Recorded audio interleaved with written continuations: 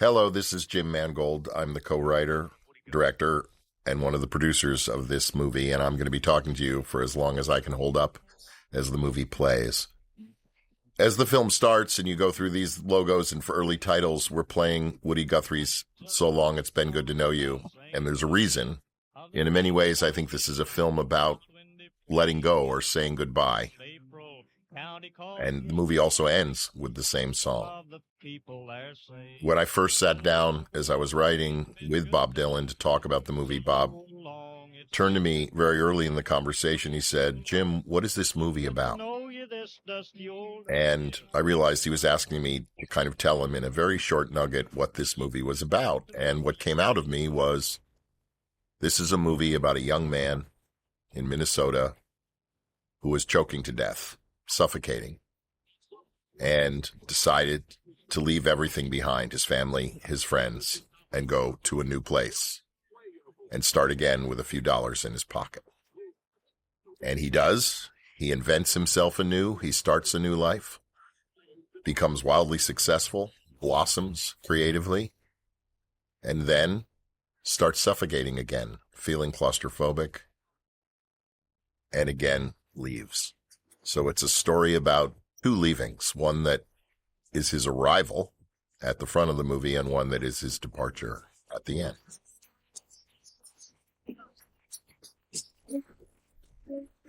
I think to begin with, just to deal with what's on the screen, we're looking at the recreation of New York City in 1961, particularly Greenwich Village and particularly MacDougal Street. And my team, Fate and Papa Michael, my wonderful DP and longtime DP, and Francois Audouy, who has also been with me for years, and the whole team, Ariane Phillips on costume. I could just list names, but what I want to say is that all these people who have worked together and with me many times before worked to try and create a kind of verisimilitude, truthfulness to our recreation of this place. We didn't want it to be dreamy. We didn't want it to be false.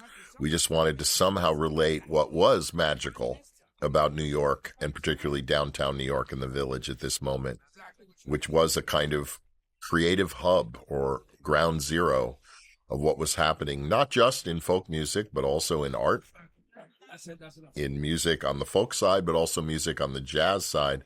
Just around the corner from MacDougal Street, you could easily find, Coltrane or Miles Davis or Thelonious Monk playing. This was a vital area, partly because the rents were cheaper and artists could afford to live there, and gathered to kind of explore where art was going, music, art, jazz, in an age of modernity and the post-war age. Part of what I'm trying to do, both in the script that I worked on with Jay Cox and in the direction at the beginning of the movie, is to not make the movie only about Bob. I'm here because and I'll get to why a little later, but that we're kind of creating what I call kind of a round-robin structure of introducing characters discreetly and then finding their way into the story, into Bob's story, so that you're kind of not only articulating this mysterious young man who's come into town, but also the slightly less mysterious or more easily readable characters who are going to surround him and have interactions with him for the next 2 hours and 15 minutes. Woody once said that a good song... Pete Seeger is a remarkable character, and Edward Norton is phenomenal, I thought, in this role, and took it on in every way. Maybe you'd like to actually hear the words. And one of the things that is so delightful about Seeger is that in the face of even legal troubles and being, blacklisted for a period early on in his life when he was with the Weavers, there's a kind of unstoppable enthusiasm and optimism to him. How do you feel about the judgment? Didn't get the result that we thought was right. People, when they see the movie, kind of think of what Edward's doing as kind of Mr. Rogers. But Pete Seeger was Mr. Rogers before Mr. Rogers. This kind of wonderful, gentle, kind, singing songs. You can't dampen him. He is really a determined, optimistic figure. Although, of course, in the course of events of this story, he will find himself dampened. So then we come back again to the Bob story. Timmy's character has hardly spoken much of a word except asking for directions. And we're approaching what is, I thought of from the very first time I was working on the script with Jay, this was such a pivotal scene. This opening scene in which Timmy finds his hero ailing in the hospital with Huntington's disease.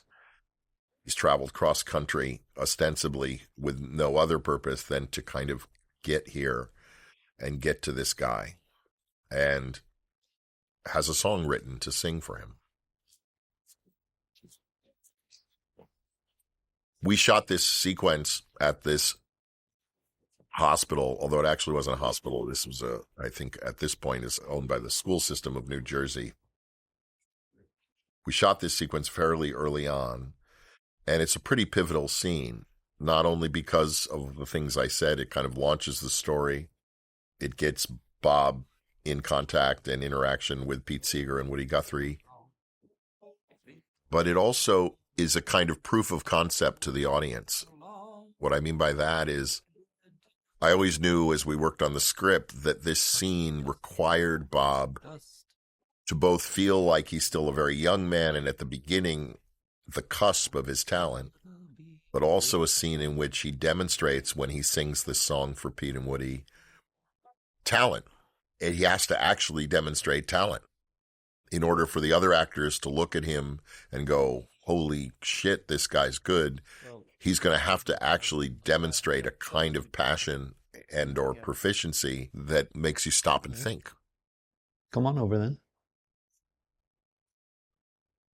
Although Timmy and I didn't discuss that kind of pressure, he's a brilliant actor and a really sharp young man, and he knew what he had to do. I'm Pete, by the way.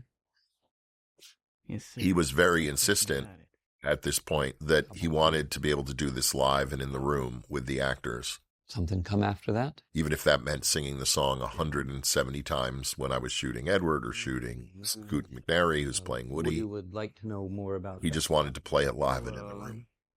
I sang in a play, and I write some. It was actually a couple friends of mine, Paul and John, out in Minneapolis. Midwestern boy. Yeah, and they showed me some of Woody's records, folkway ones.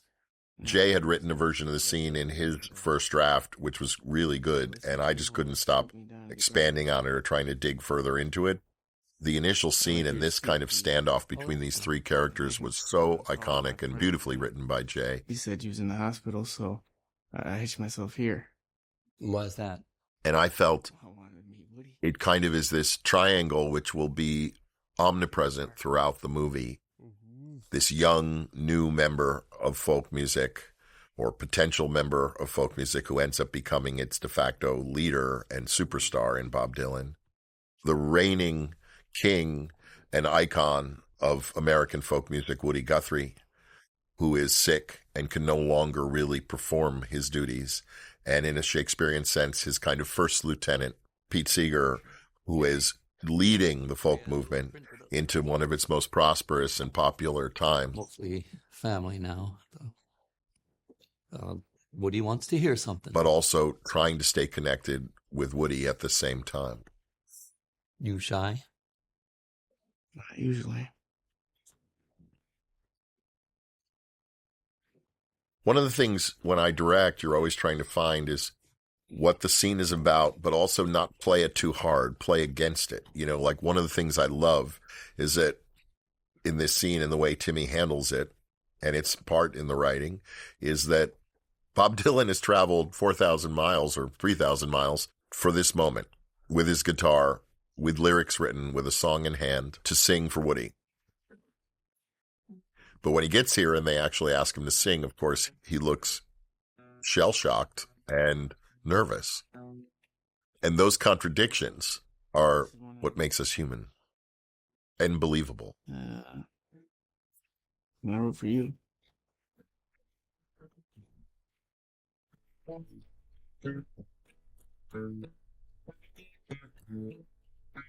I'm out here 1,000 miles from my home. I'm walking the road Other men have gone down. Since this scene was shot very early in the movie, I'm also learning about how to shoot the movie. You know, you come with a plan, but then you see what your actors are doing, and the plan gets modified by what's amazing that's going on in front of the lens that you shouldn't ignore just because you had a plan that might have not taken into account some of the discoveries the actors are making. And here, one of the things that I really realized was just how mesmerizing I felt Timmy was in this role. And therefore, I realized this movie was going to be a lot about watching him sing. And as long as I made sure he kept the subtext of the scene alive, what I mean by that is not just the song, but also the drama of the scene alive while he was singing, then I thought it could hold our attention. It wouldn't seem just like a concert.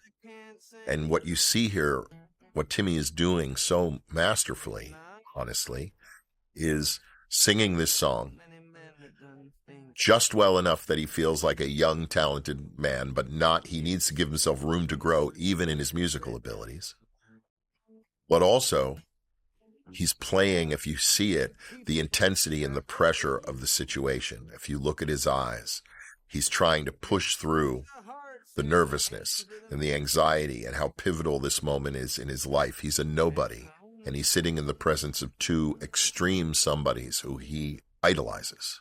And this is a moment in his life where it all comes down to what he's doing on this stool, at this bedside, on this night.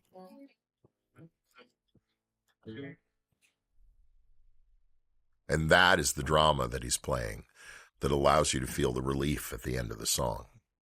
Because it's not just about a song, it's a scene.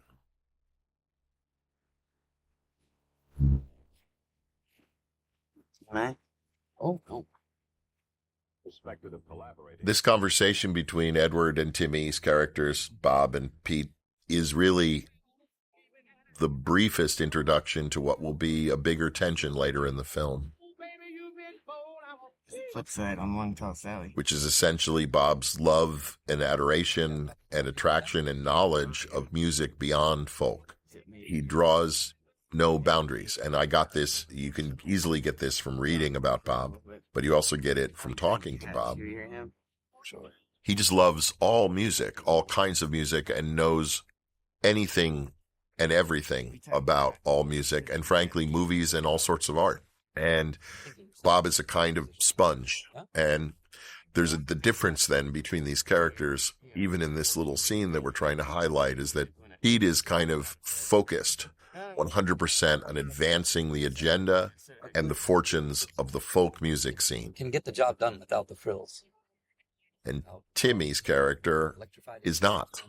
He just loves good music, folk or not. And he loves great folk music, but what he seems to love most of all, and be the thing that makes Bob decide whether he likes something or not, is its soul, its authenticity. In any movie, whether you're making a fantasy film or a science fiction film, or even a film based on reality, you know, people use this term world building. It exists in every kind of movie. I've made all these kinds of movies, and I can tell you, even in a movie like this, we're doing world building here. We're showing you McDougal Street. We're showing you the legal pressures on Pete Seeger. We're introducing this young man to all these spaces that he's never seen before, the magic of New York City downtown, the courthouses, the clubs, the bars, the hospital where this aging king, Woody Guthrie, is dying. And now here, this kind of wonderful, warm world of Pete Seeger, Toshi, his wife, and his children, in which they live a kind of almost Amish existence in a house that just got running water and still has a kind of combo outhouse toilet situation in it, which became the butt of a joke that we just played. Heroes tonight. Me, Woody. But there is a kind of beauty that you feel in this house, a kind of warmth and love. He played us a hell of a song.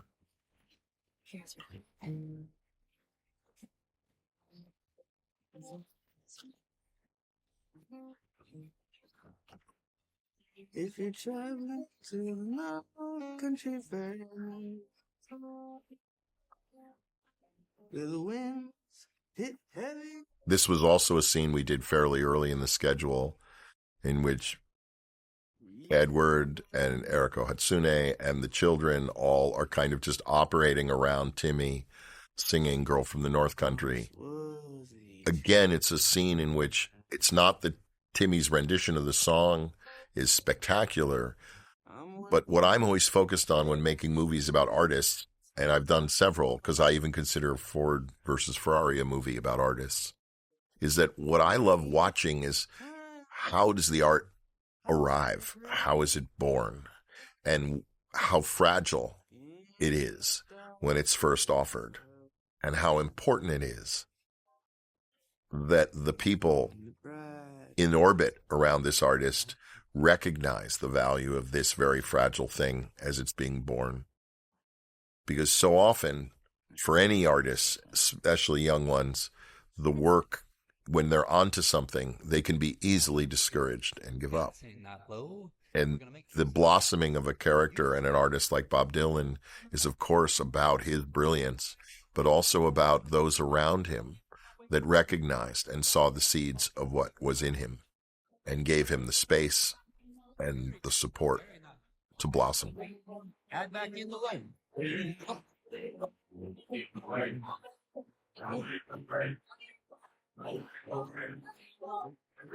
So in terms of our world building, if you will, this is another chance to establish what is folk music at this time. And what Pete's singing, one of his classic arrangements of Weemaway, is kind of one of his concert staples, and getting the audience to sing along. And the idea of a concert as just a single soul alone with one instrument. These are things I realize I'm making a movie for an audience that may not have any real experience with what folk music was in the 60s or folk music at all. So these ideas about what this music is, its simplicity and its reliance on just the authenticity of the voice and the beauty and power of the song, is something I'm feeling I have to kind of educate the audience on or give them a chance to understand. And with this shot, we introduce another, spoke of the wheel, if you will, in this round robin of the movie, which is Monica Barbaro playing Joan Baez and the character of Joan Baez. So again, we're leaving our hero like we did to find Pete in the courthouse, finding Joan, introducing her and Albert Grossman, Danny Fogler doing wonderful work as Al Grossman. 5 minutes, Joe. Bob Shelton's back. He's at the bar. So is John Hammond. And giving us a chance to get to know each of these people and understand some of what's going on for them before then connecting them back into the orbit of Bob's character. Mount Rushmore. Tony Bennett, Johnny Mathis, Doris Day, Miles Davis. They have everyone except their folk singing. Albert, please leave. Other girls strum. They smile. Not Joni. She acts depressed, looks at her shoes, makes men crazy.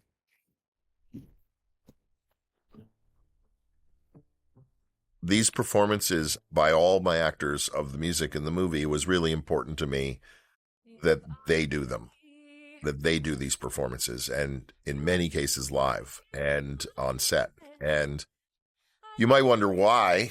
And for me, it's just, what am I after with this movie? I'm after capturing these people and making you feel you know them. And they play such incredible, simple, exposed music. What I mean by exposed is there's no drums or bass or keyboards or synth. There's nothing to kind of cover. There's no production. There's no auto-tune. There's no elaborate mixing. It's just the human voice and a guitar. I don't think I could make a movie. I don't know how. Someone else might be able to, about people who do something that is so stripped down and raw, and then apply a production technique to replicating it that is the opposite, with earwigs in their ears and playback systems and them lip syncing, all of which would be exactly opposite the constructs and philosophy of folk music.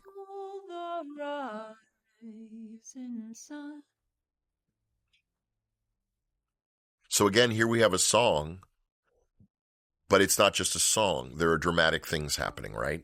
We are introducing Bob in the room. We are introducing Bob as looking at her, and his gaze is one of desire and fascination.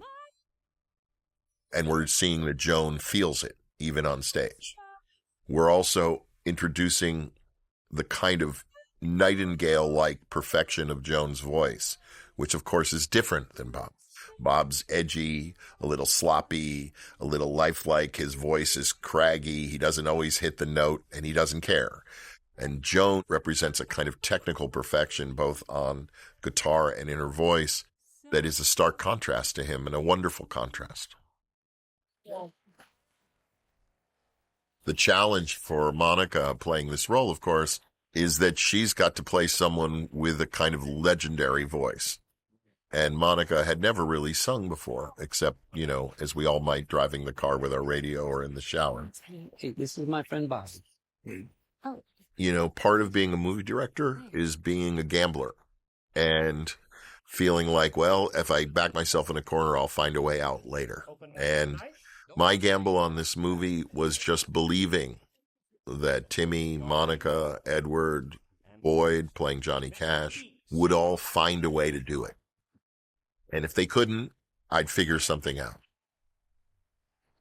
These are all extremely gifted actors, and they did. You know, sometimes it's good in the position I'm in to just set a high bar and see if the actors can fulfill it. And I'm so fortunate to be working with some of the best actors in the world. And so then, of course, I should be asking a lot of them, because they are really good. This young man, he's been playing around town a bit, but I thought it was high time he took the stage at Folk City. So I want you to give a warm welcome to Bob Dylan.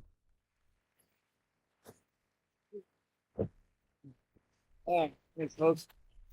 Yeah, thanks, Pete. That's Part of what happened as I was working on the script for this movie is you start arranging the Bob Dylan song catalog in the order that these songs popped up.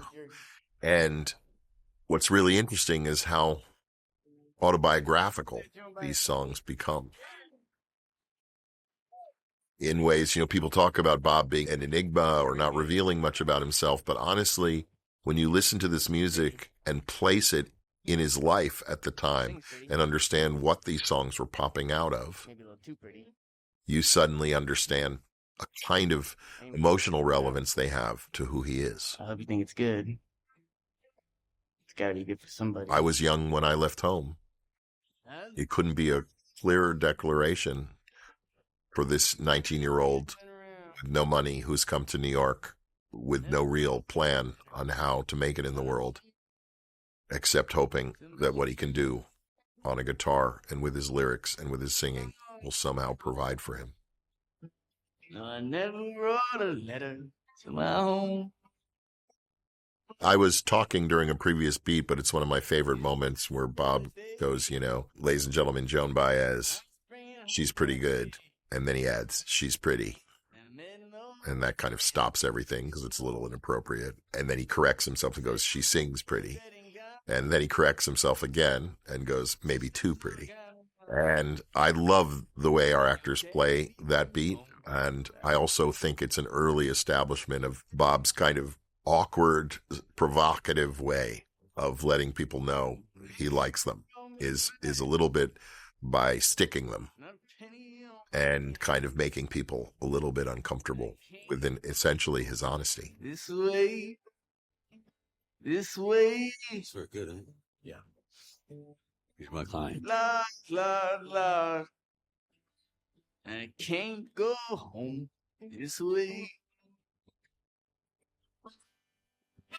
This club, Gertie's Folk City, is one of many we've recreated from the time, legendary clubs where tons of historic music was played for the first time. There's Gertie's Folk City, there's the Gaslight, obviously we have Carnegie Hall and others. All of these clubs were created very faithfully to look very much like what they did and feel, even more importantly, like they did in the day.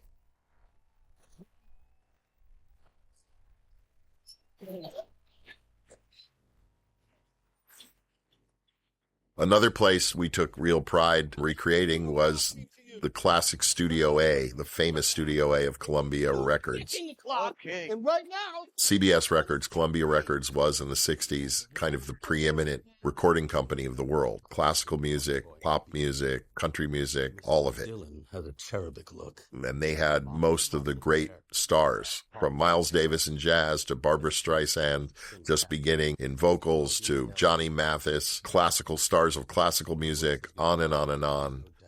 So I didn't want to overstress it, but the idea of this disheveled, rumpled 19-year-old getting signed to this gigantic record label was momentous. It doesn't happen. It just doesn't happen, and didn't happen until this. 7, 6, 6, 7, 1. Fix it to die. Take one.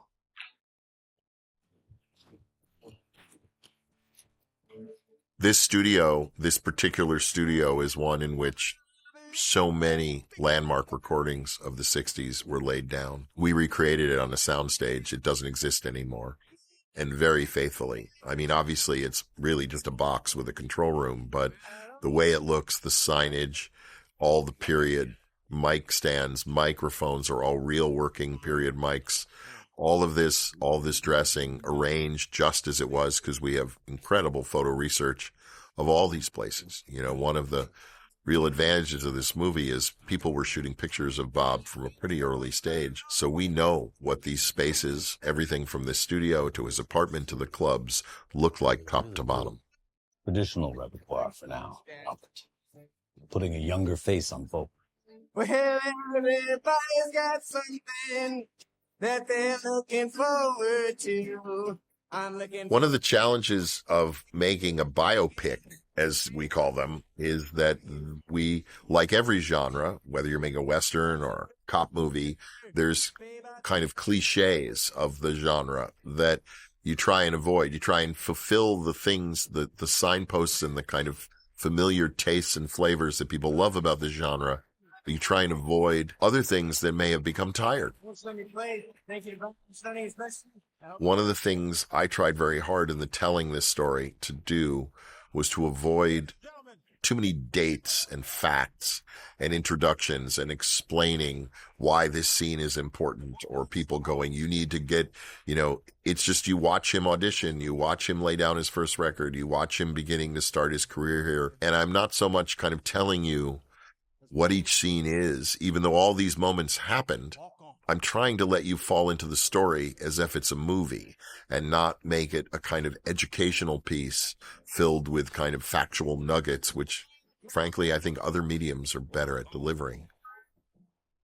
What movies are great at delivering is character, intimacy, point of view,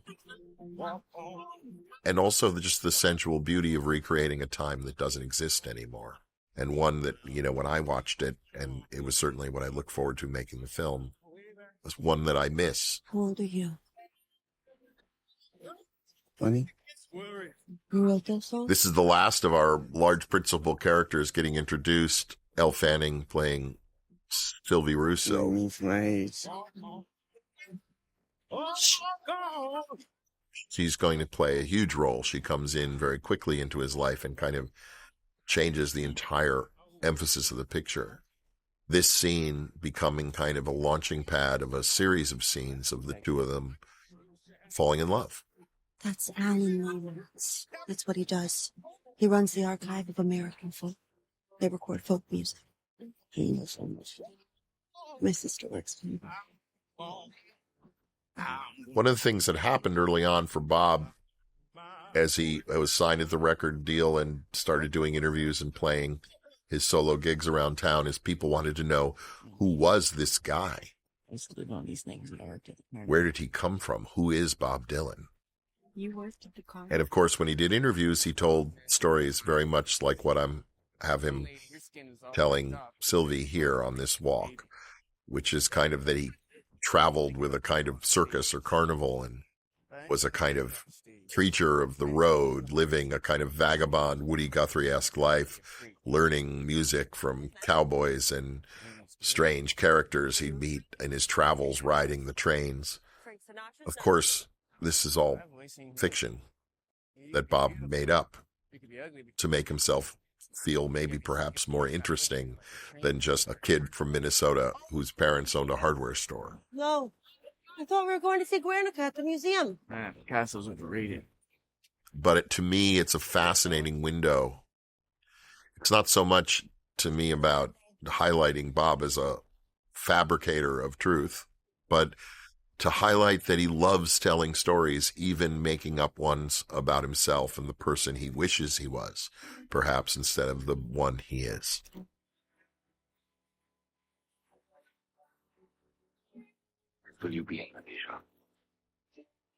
This scene from Now Voyager, a classic picture with Bette Davis, I chose to put in the movie because it kind of prompts a conversation in the next scene about identity. In Now Voyager, which if you haven't seen, you should watch. It's one of the great classic Hollywood films of the golden age. Bette Davis's character goes through a kind of transformation from a kind of wallflower young woman trapped in the household, kind of caring for her mom and kind of blossoming as a woman and kind of reconstructing her life mid-picture. And as they discuss that movie in this scene, what I'm trying to get at is that Bob's character kind of identifies with someone who's kind of birthing themselves anew. Of course, he's arrived in town. He's changed his name. He's telling people stories about his life on the road at the carnival and creating a kind of mystique around himself. And he's a little prickly about people kind of challenging this notion that people can just reinvent themselves. The record comes out in a couple of weeks. Some of the songs you played today on your record? Well, it's mostly covers. Just traditional stuff. You know, folk songs are supposed to stand the test of time, like Shakespeare or something. They say no one wants to hear what a kid wrote last month. Who's they? The record company. I love the chemistry between these two actors in this scene. And one of the things you really try to find in a movie is actors who have comfort with each other. Elle and Timmy have worked together before and have known each other for years, kind of grown up as actors in the business together. That kind of familiarity, both of them also being enormously talented as actors, I think was hugely an advantage for me here, where I have to, in a matter of minutes, because the movie has to keep moving, get a kind of connection and a kind of magic between them that makes you believe that things are going to move pretty quickly with them and they're going to come together. We organized the Freedom Rides. All right. This is me. Dwight McDonald wrote. One of the takes we did of this scene, I noticed Timmy, when Elle kisses him on the cheek, he does this kind of flinch. All right, take a look. Almost like it was a little startling. And I really loved it.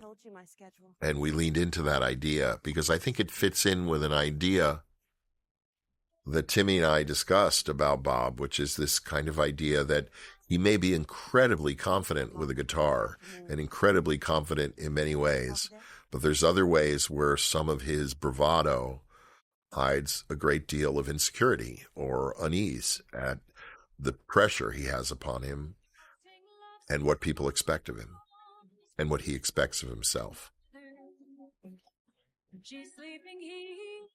As Timmy wanders into this record shop, it of course gave Faden, Francois, and me a chance to just kind of recreate what the small record shops of the 60s looked like at the height of interest in music. But also what's going on in this scene. Bob is hearing Joan Baez singing, seeing her record is sold out, and more importantly, seeing that his first record from Columbia Records isn't selling.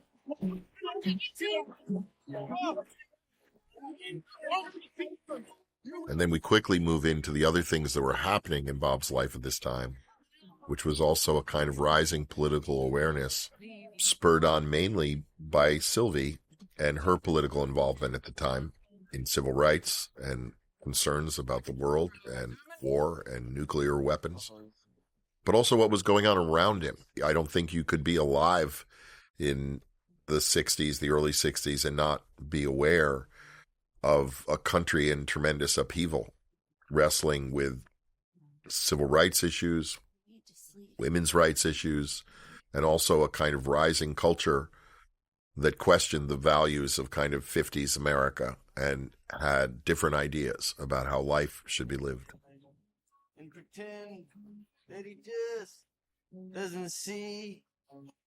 The reason it was important to try, even with thumbnail sketches, to show all these influences is it wasn't very long until Bob had written Blowin' in the Wind, which is a kind of meditation on what do we do and how do we react to all these cruelties that we see going on around us.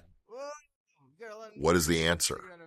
And interestingly, a lot of people propose answers in their folk music. A lot of people politically will propose answers. In a way, Bob wrote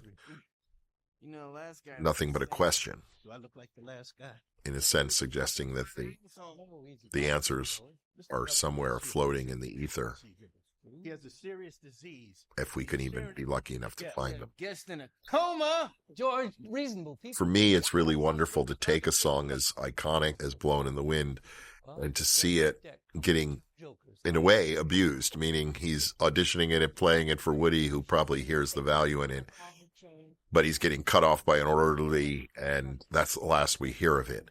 To me, that's kind of the magic of watching art getting made in a movie, is that it's not always like you sing it and then everyone just goes ooh and ah and it ends up on radios across America, that these gems, these pearls, these beautiful creations sometimes bang around for a while before people recognize their value.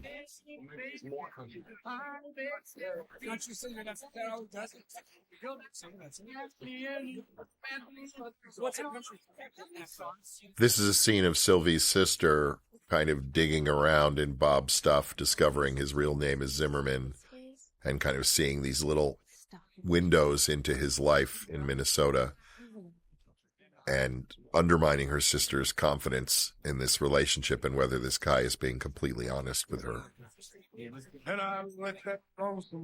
Here we get the first glimpse of Boyd Holbrook playing Johnny Cash, albeit on a TV screen. Boyd and I have made several movies together, and I adore him. He's a brilliant actor and a great person.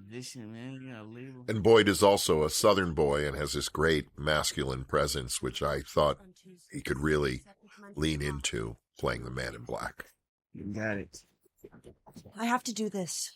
It's a school trip. This scene kind of follows the scene between Sylvie and her sister, in which the kind of anxieties she has about Bob are kind of coming to fore. Are you God, Bob? How many times? I always find so often in my experience in relationships with family, and that always just when someone's leaving on a trip, there's very often a last confrontation of something that's been simmering. And so this is a moment where Sylvie is confronting Bob on just not being sure who he is. I don't know you. There's a face on your driver's license. He's different. He has a different name. Wow. When I get back, I'd like to... One of the things when you're casting a film that you become very conscious of, at least the way I think about actors, is that it's A, what can they do with the role? But it's also, what does this person bring to the role? What I mean by that is every actor has a kind of core energy, core vibe, if you will. And in this section of the movie in particular, but in this movie, there is kind of a triangle between Bob and Sylvie and Joan. Yes. And I really wanted Joan and Sylvie to be very different characters, not kind of, and I don't mean blonde versus brunette. I mean very different characters. Don't come back at all. And what Sylvie is in many ways is kind of one of the most normalized people in the movie. She's not a singer-songwriter. She's living life, learning about the world, concerned about politics, high-functioning, socially able, but kind of also really kind, really loves Bob for who he is. Loved him before he was Bob Dylan in that sense. Not all of me. Well, you only make sense 100% of the time. And Joan is a kind of different energy, a kind of show business professional, grounded and kind of strong, almost masculine in some ways, almost a match for Bob in terms of her strength and her kind of sense of gravity and confidence in herself. And both of those things, I think, are incredibly well done by each of the actresses playing these roles, but also are part of who they are.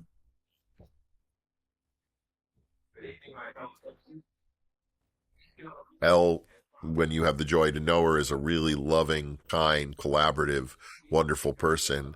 So is Monica, but Monica is also kind of very cut and dry, very matter of fact, kind of gets down to business very quickly. There's a level where there's overlaps in character, because I think of the motion picture camera as a kind of X-ray, and it's what makes acting for movies so precarious, so challenging, is that it's not on a stage where you can kind of fake your way through a moment or two, and many in the audience may never see it. The camera is so close. We can see the pores. We can see the veins in your eyes. We can see everything about you. There's really nowhere to hide in a close-up. So you have to bring something of yourself to the role so that you can actually live in it under the intense observation of the camera. And there goes the whole ball game. So how do we relate? Doing research on the movie, it was very interesting the way the Cuban Missile Crisis played such a pivotal role in kind of moving Bob into kind of even more aggressive position in terms of some of the political songs he was writing. Also, it was very interesting to observe how Sylvie going away for this period to Europe had left him for the first time really alone in the city at a moment when the shit hits the fan, and there's a week in which people are not sure they're going to live, or whether the whole East Coast of the United States might be annihilated in a nuclear attack.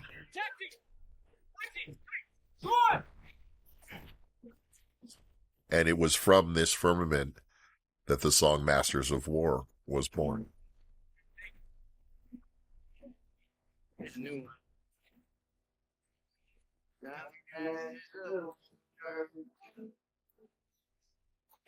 This is a recreation of another famous club in New York where a hell of a lot of great things happened, including some of Bob's earliest performances, which is the Gaslight, which was a club in a basement off of McDougal Street. You're hiding your mansion of young people's blood flows out of their bodies and is buried in the mud. And again, this is just Timmy playing in the room for the extras and Monica and us shooting it. Will it buy you forgiveness? The point being, again, what better way to try and capture the authenticity of folk music than to just let it be authentically folk music live and in the moment. I need a maid who'll never buy back your soul. And I'll watch while you run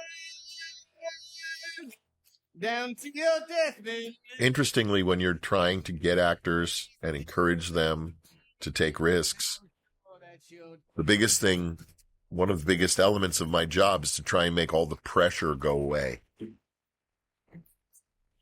To try and make it seem like it's just us playing here, and there will never be a moment where all this is analyzed in the press and taken apart and people poke at it and find problems with it. To do the work, you kind of have to free yourself from understanding, being aware of how much it's all going to be analyzed later.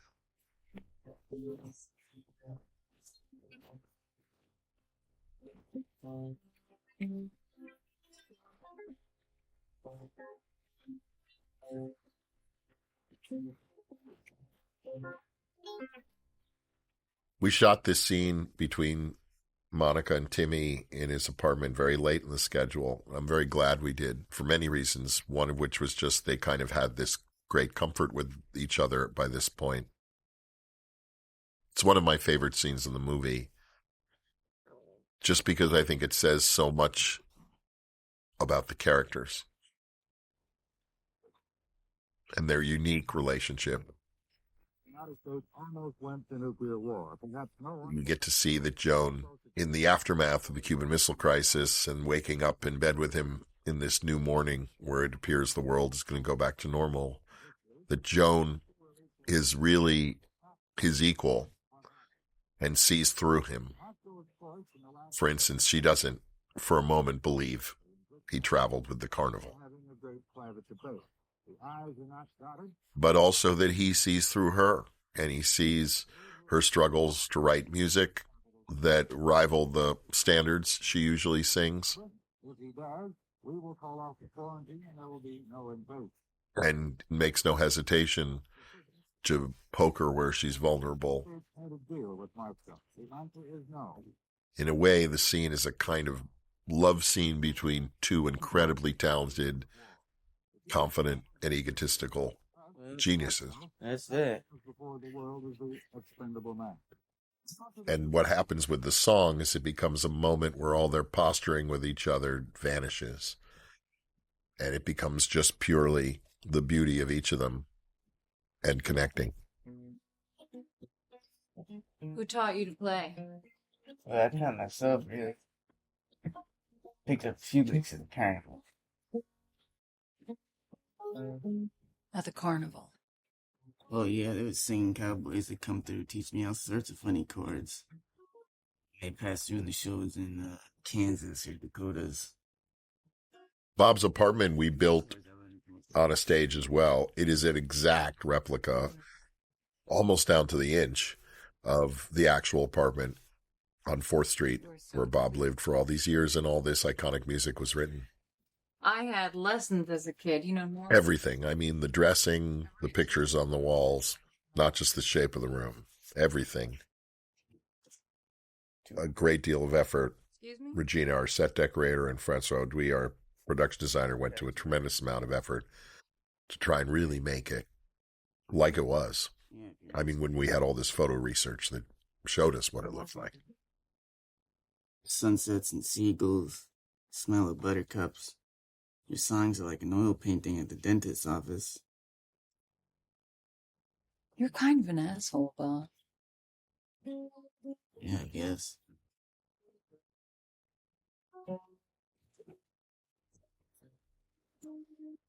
Play this. Timmy had this idea when we did this scene that we should have the strings. Often musicians, when they're at home, won't trim with a wire cutter or the extra string on that end of the neck of the guitar. So we let them be long, but if you watch very carefully, you'll notice they keep getting shorter as I'm moving into close-ups because the strings kept bouncing in front of his face, and I was getting so frustrated, I just kept coming in and giving them a haircut. So they're already significantly shorter in this shot than they were in the wide one. How many seas must the white dove sail before she sleeps in the sand? Guessing how many times must the cannonballs... You try to find this very fine balance as you shoot the music where you don't want everything to be this kind of cliche scene of people going, oh my God, it's this famous song. Again, but you also want to show that people do recognize the talent in his music. So it's a very fine balance between kind of playing what's really strong about the music, but also not turning it into kind of this, oh my God, that's solid gold. How many years can some people exist? And some of this is also in the shooting style. It's kind of observational. I'm not trying to overdo it. I'm just letting them be and letting them sing and letting the moment happen like it might in a house with two musicians. Doesn't see the answer, my friend, is blowing in the wind. The answer is blowing in the wind. How many times? Music has this power, when we do our jobs, it has this power to let us drop our attitudes. And one of the beautiful things here is each of these characters has their own ego and their own defenses and their own pride. But in the moment they're singing, they're kind of just one. And what I was really focused on was when the song ends, I wanted to see all that other stuff sweep back in. As soon as the beauty and purity of the song ends, you suddenly are left with, who are we? What are we doing here? And I think it's a really great moment, particularly for Monica, right here when the song comes to a close.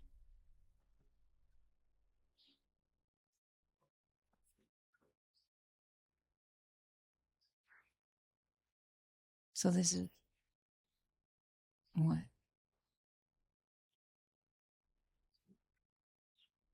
I don't know.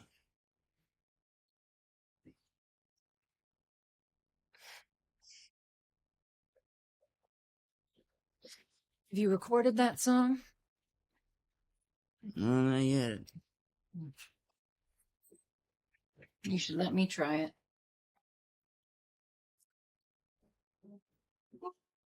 One of the ways I was trying to avoid kind of being too historical or biopic-y, a cliche biopic, was to, again, as I said earlier, try not to involve myself in dates, telling you how the records are selling, what's on the charts, what it is. Just let you live with the characters at different moments on this timeline and see how the story between them all is developing.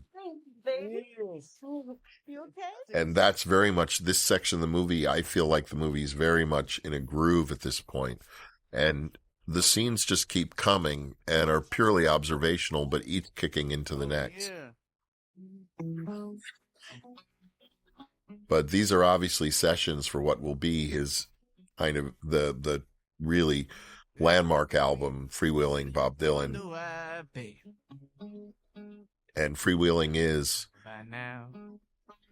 the record that kind of changed everything. And it's also the record where most of the songs are finally his own writing. When you rooster crows at the bridge. Who wrote this? Folk music up until Bob Dylan really was really predominantly, it had a tradition of that the artists would sing traditional songs that had existed for decades, if not even a century. Maybe arranging them in new ways, but that the songs were kind of timeless and proven by history. And Bob changed that in the sense that he kind of said, we can write new folk music for today. Though his first two albums are mainly covers, and it really took until Freewheeling for him to fully assert the power of his own writing. Still, I wish there was something you could do or say. And a lot of the exposure, and this is what this scene was trying to show, a lot of the exposure for Bob Dylan's early music actually came about as a result of people covering his music, whether you're talking about the Byrds or Joan Baez or others. There were a lot of people who recognized his songwriting talent and were covering them and putting them on the charts and recording them before Bob really had broken as an artist himself, as a recording artist himself. No desk. You can plug that here. Oh, Sylvie, don't bring me here. I didn't bring them, Bob. You did. I love this frame of Bob's apartment, and it kind of really plays for a long time in the scene in depth. When you refer to scenes playing in depth, what I mean is I've got actors sitting in foreground. I've got Danny Fogler directing things in the background. The frame is just kind of alive, packed with activity of all different sizes. Your version comes out. Albert thinks it helps. But also, if you look at this frame, it comes back again. I love the wardrobe. Ariane Phillips and I have worked together numerous times, and the style and fashion of Bob Dylan and also this period in the Village is so beautiful and so interesting. And, you know, I love this top Timmy's wearing in this scene.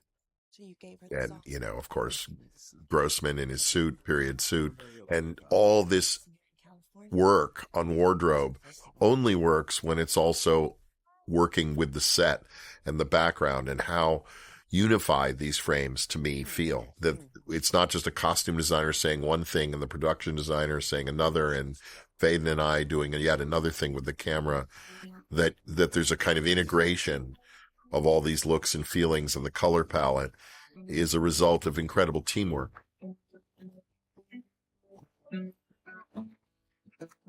Hey there. Also, one of the things, when you talk about costumes that many people don't think about is you think, oh, the costume designer helps decide what they're wearing and how it fits, right? Of course.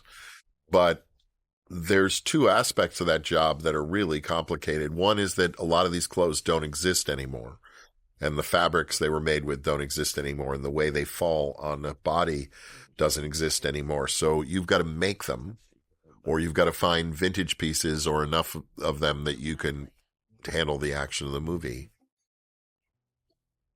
But the other aspect of costume design that's really interesting and is a particular unique gift of Ariane's, besides just her incredible eye and research, is her kindness and openness with actors. When a movie starts, one of the first places an actor goes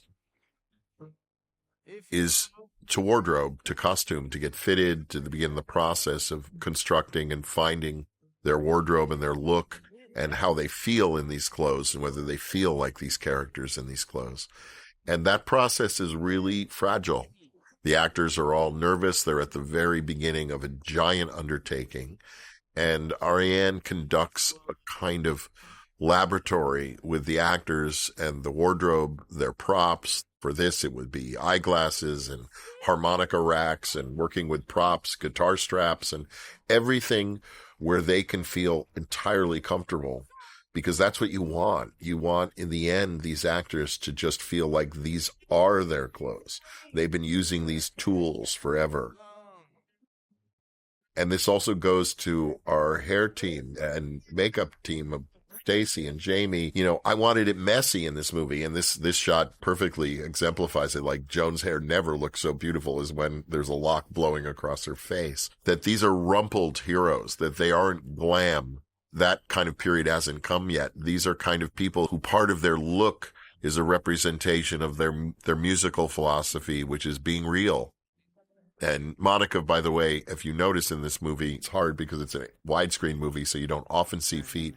But she's almost always barefoot in this film, whether in an apartment or even on stage at Newport or elsewhere. That was a particular habit of Joan Baez's that Monica made sure she kept alive in the film. Oh, and Mr. Hammond's office set these aside for you.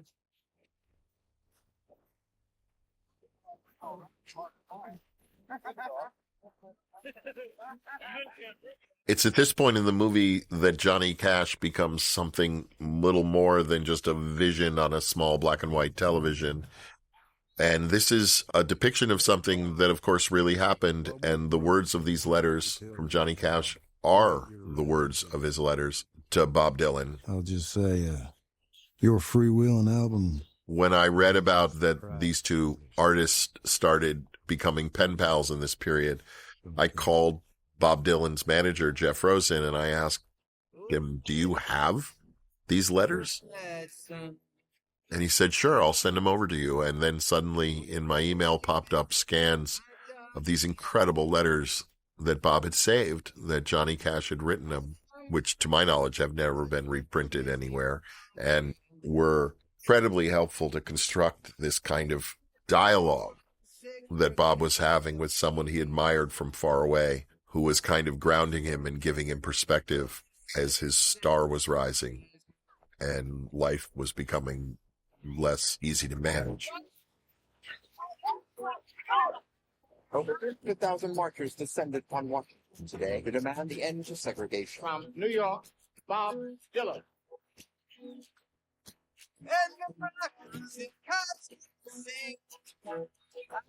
The point of this whole sequence is, in a sense, just depicting how life for Bob Dylan changed with the release of Freewheeling, effectively a hit album, but also one that made him a star.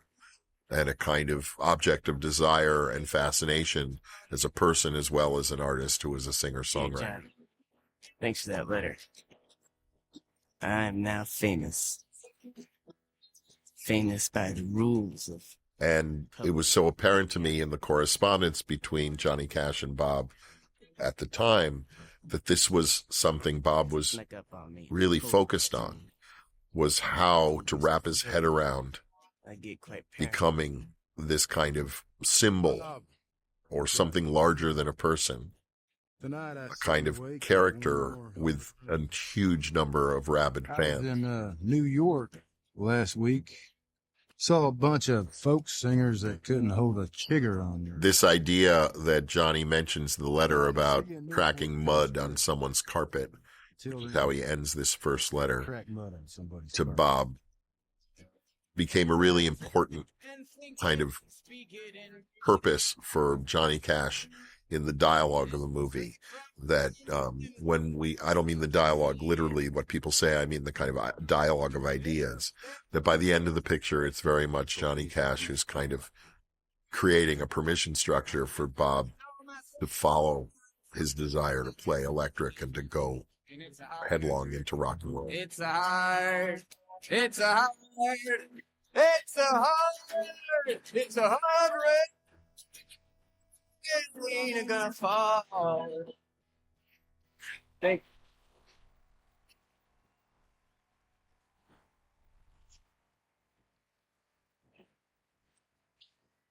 One of the inspirations when I first came on the movie and started working on it 5 years ago was the film Amadeus, which was directed by a mentor of mine, Milos Forman,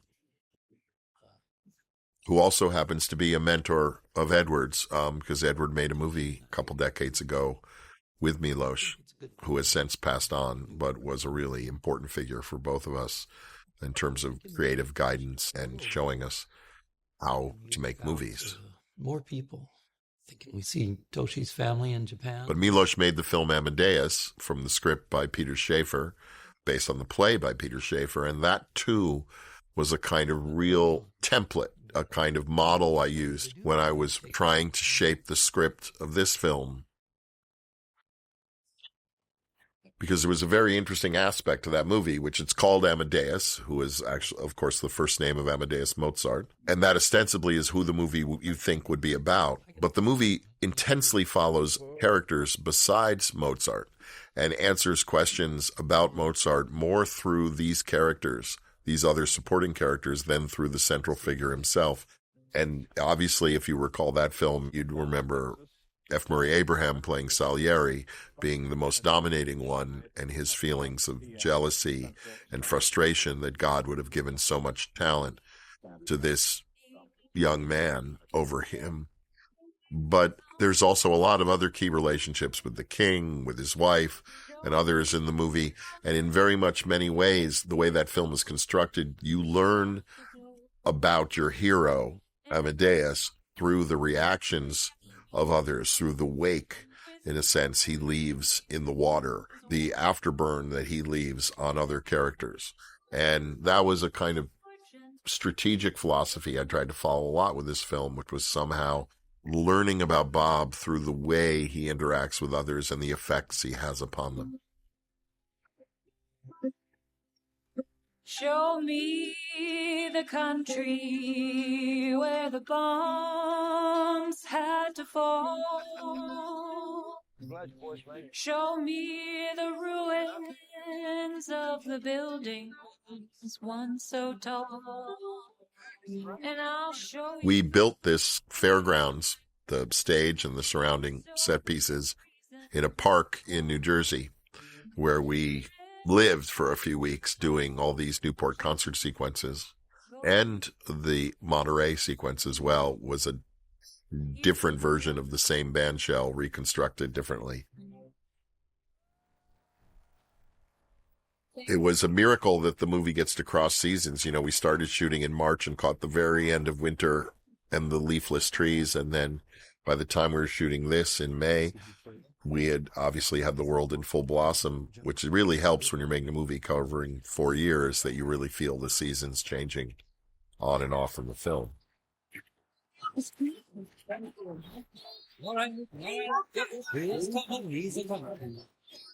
All right. One of the things, I felt really interested to explore We got a surprise appearance.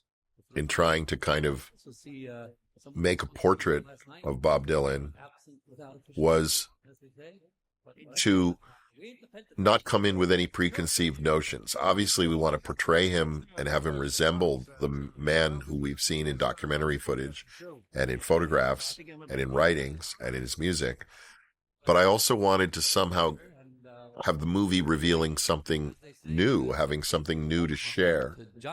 And in many ways, that's his humanity, his yearnings. And this shot, you see it so well, which is his absolute fascination with a band, with someone who can go out with his mates on stage and together make a big sound and a big impression. And I think that was a huge thing for Bob, his fascination and love for music and the music made louder than folk music.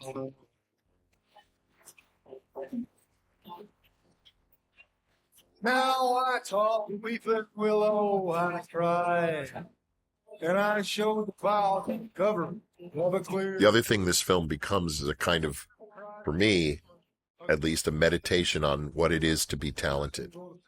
And that we use the term often for talent as a gift. We say it's a gift, right? And it is, of course. Some people just have a knack, a kind of innate ability. They start 18 spaces ahead on the game board. There's a kind of ability they have or an instinct they have that puts them so far out in front. And certainly that's true of many of the characters in this movie, but none more so than Bob Dylan himself. But what I'm interested in is not just observing, yes, that they're talented. That's obvious. But what does it feel like to have that kind of talent? Again, remind yourself, this is a movie about a guy between 19 and 24 years of age who in that period wrote dozens of the most important songs of the century. What were we doing? What was I doing? What were you doing between 19 and 24 years of age? In all likelihood, not impacting the world and the culture as profoundly as this guy did.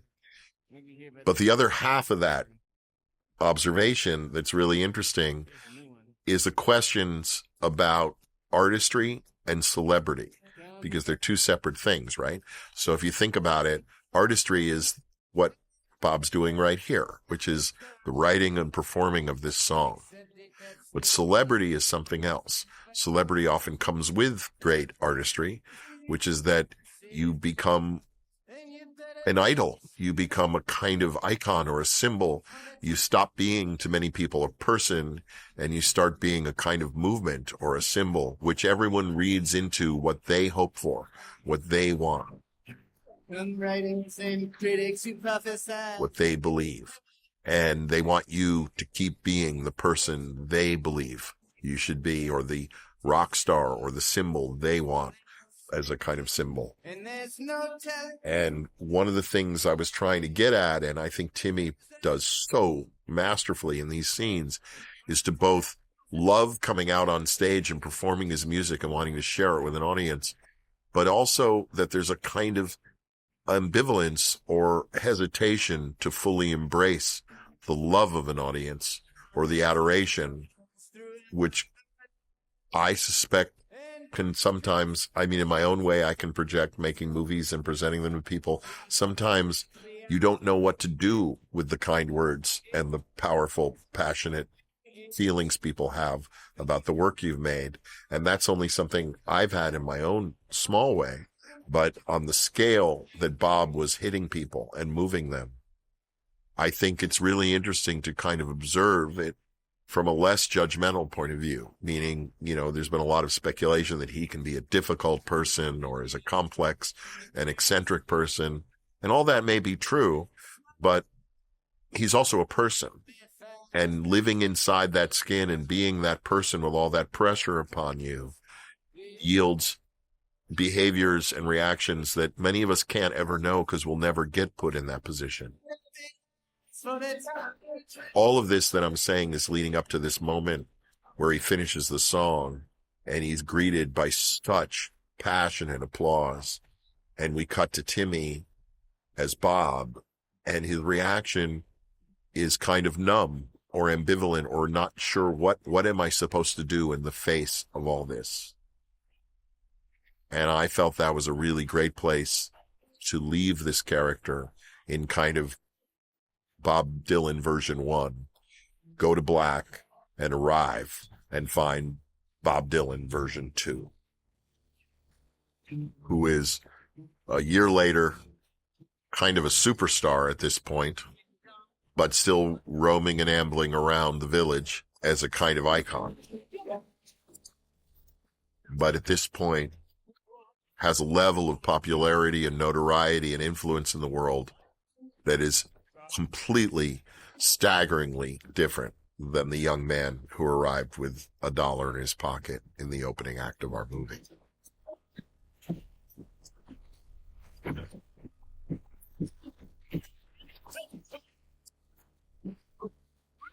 And this is the same McDougal Street that we brought Bob in his little newsboy cap and his guitar case to. This very corner is where he first crosses on McDougal Street at the very beginning of the movie.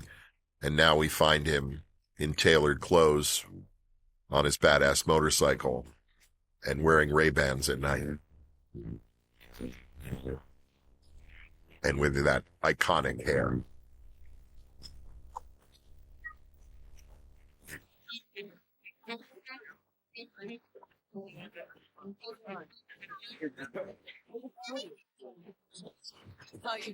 Bobby. This scene again is a kind of a reintroduction to a lot of characters. We're seeing Sylvie is no longer with Bob. He's got a different young woman on his arm. Yeah, this one. Things have moved on. And So when's the new album? you also, I was trying very much to just work with Timmy on kind of carving out this feeling that Bob feels put upon, an alien, a kind of object, a commodity. Making quite a noise down there in studio. He walks in a party like this and everyone wants something or wants to say something to him or have a moment with him. And they're hoping he sings so that it's dawning on us, perhaps, the predicament a character like Dylan or anyone else with this level of fame and fandom gets to, which is you kind of can't go anywhere without someone wanting something from Where'd you. you get that idea, Harold? What you come into? Is it a fucking gig or something? In this case, this is a charity event at Harold Leventhal's apartment in which, Leventhal is telling him that I kind of got all these people to shell out the money and come here tonight because they thought they might hear you sing a song. Nice to meet you. This is my wife, Toshi. Which of course bums Bob out because that means he's working. He's not here to enjoy himself like everyone else. He's got to perform. Yeah, a little bit. All right, well, don't hold it against him. It's for a good cause. Pete Seeger sweeps in and kind of masterfully coaxes Bob into playing a song and then joins him. The only moment in the film, really, where Pete and Bob actually sing together. Oh, the time will come up when the winds will stop and the breeze will cease to be breathing. Like the stillness in the wind for the hurricane begins. The hour that the ship comes in. And the seas will split and the ship will hit. And the sands on the shore will be shaking. And the tide will sound and the wind will pound. And the morning will be breaking.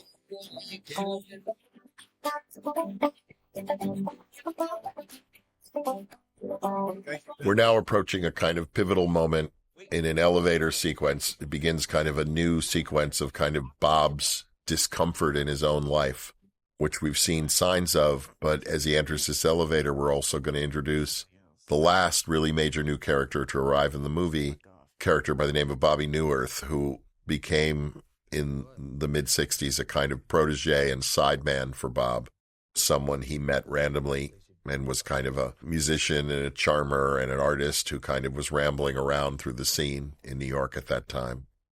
whatever it is they don't want me to be. We depict them kind of connecting on this elevator scene.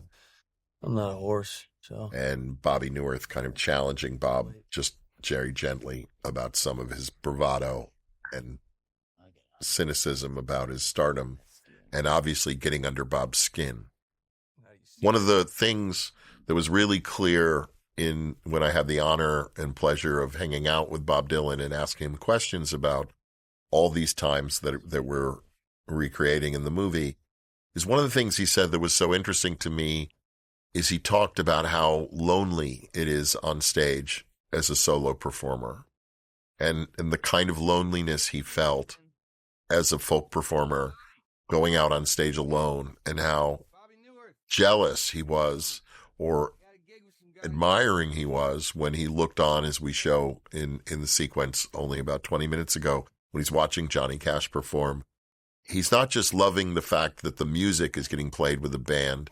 He was seeing the fact that they had camaraderie, that Johnny Cash had friends he traveled with, that he had mates, that they were making music together, that it wasn't, all the pressure wasn't on one person.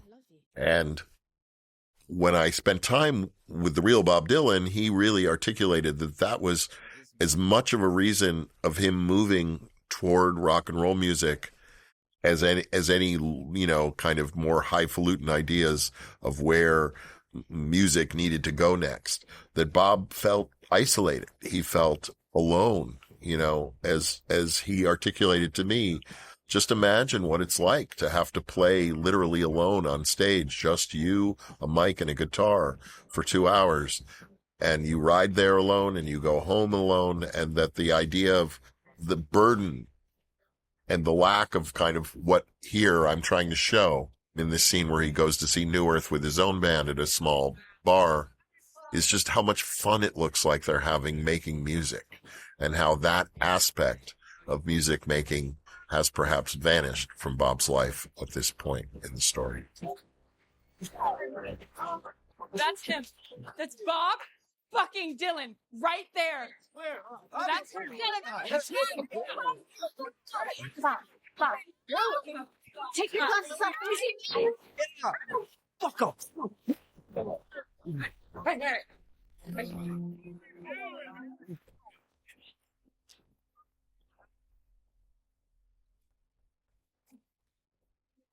Here, Timmy and Elle are kind of reunited when he goes to visit her at her apartment now that they've broken up, and finds someone in her bed.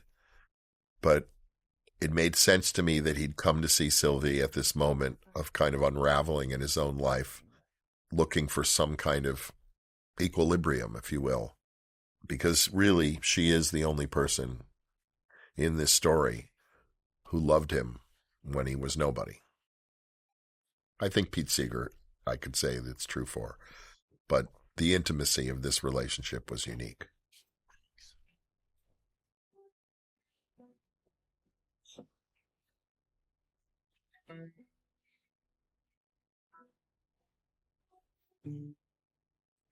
Yeah, everyone asks where these songs come from, Sylvie. When you watch their faces, and I ask where the songs come from.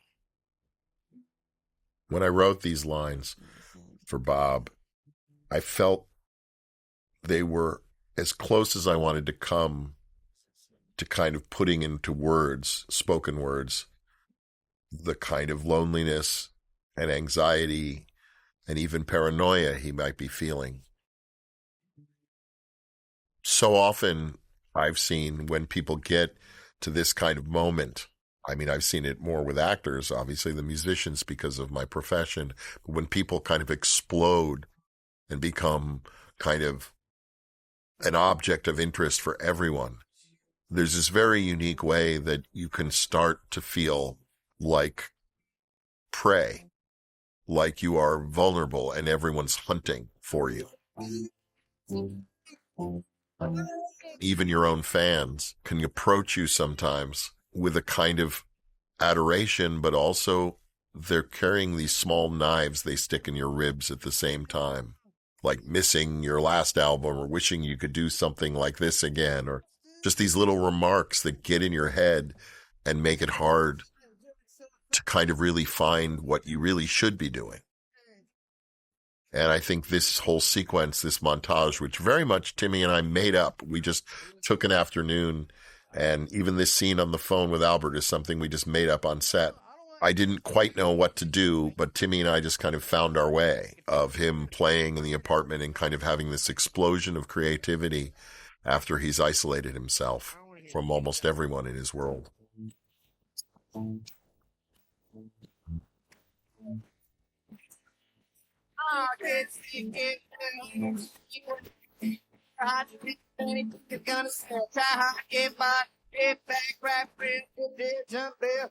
One of the joys and one of the things that I'm very conscious of making a film like this with such a wide array of unique characters coming in and out is how much, you know, as we see Norbert Leo Butz arriving in the movie more forcefully from this point out, playing Alan Lomax, and P.J. Byrne, who's playing Leventhal, who we've met already. I'm trying to kind of create a fabric of depth in which you're really, everyone's believable. Everyone has a character. Everyone has an agenda. And so the movie has interesting characters wherever you turn. And of course, this is a scene separate from Bob, one of the many, as I was describing, where we leave him for a moment and kind of go backstage with other characters. A scene in which we begin to sense the stresses and tensions arising in the folk movement as their number one star, their proponent and their kind of the face of folk music, Bob Dylan, is also a management problem for them because he's no longer really interested anymore in playing folk music. And yet he's the single force that's responsible for most of their audience. So that contradiction obviously historically created a lot of stress for the poobahs of the folk movement. And this is a meeting at what we call the Archive, the Folklore Center, where a lot of planning of the trajectory of the folk movement and the Newport concerts was made. Okay. We are here to celebrate folk music from the people, for the people, Pete. The sound of a guitar in a man's voice. Or woman's. Alan, please. Don't talk to me about ticket sales, Harold. Yeah. Tom, give me seconds. I want to try something. I love this story about Bob, buying this whistle from a street vendor and it finding its way into the recording of Highway 61.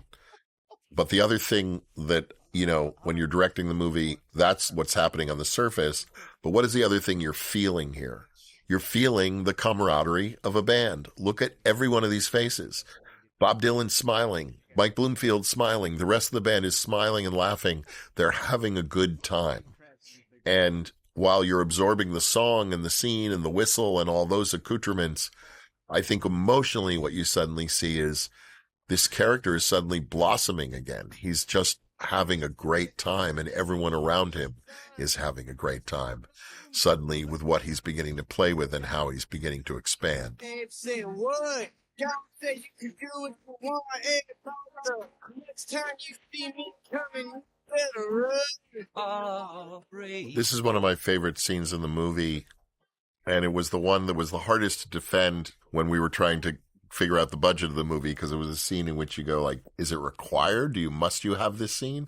How does it advance the plot? I'm not even sure what the plot of this movie is, to be honest. It's kind of a movie that's just a slice of life movie of watching these characters and their relationships change and develop and the power relationships between them change and evolve. But what I loved about this scene was how it cut from Bob in the studio making Highway 61 with this rip-roaring sound.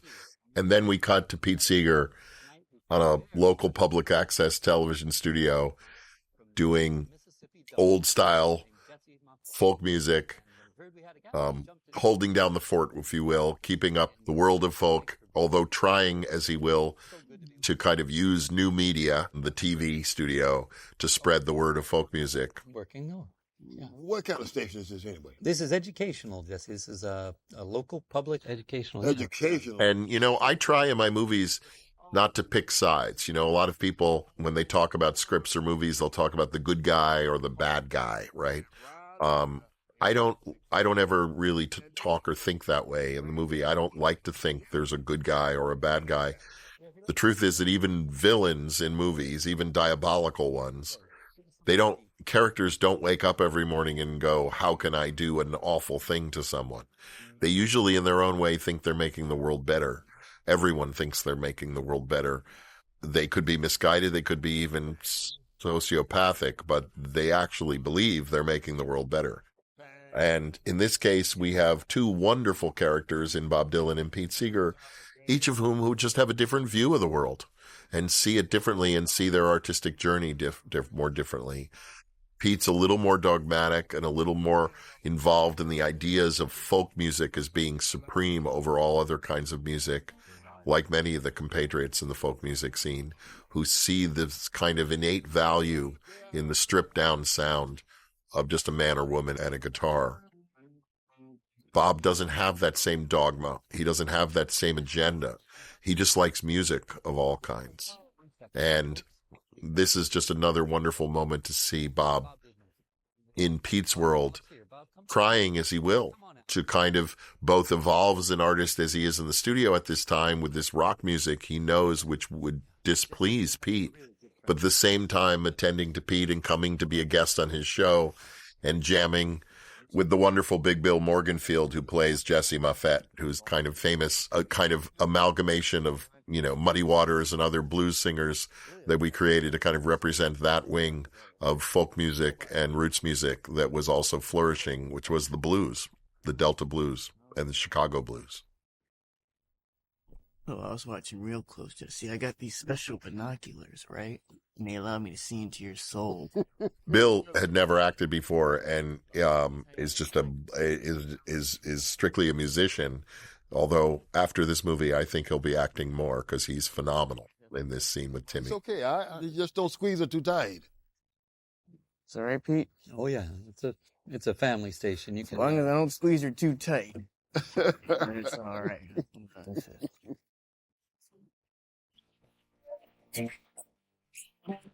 I love what Edward's doing in this scene, which is you feel this phenomenal sense of pride, kind of paternal pride, that Timmy's character, Bob, has come through for him and shown up at his small TV studio to add his star power to this show. And to watch kind of both wings of folk music, the totally real, authentic Delta blues of Jesse Moffett being combined with the kind of new age 60s forward rock and roll folk of Bob Dylan, and Pete kind of presiding almost like a diplomat over this meeting.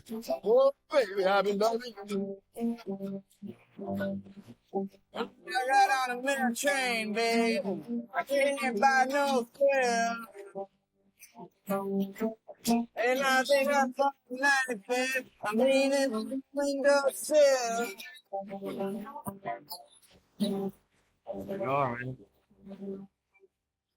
We shot this sequence even before we started production outside the Hotel Chelsea. The Chelsea Hotel is one of the landmarks of kind of in rock and roll history in New York. So many things have happened there.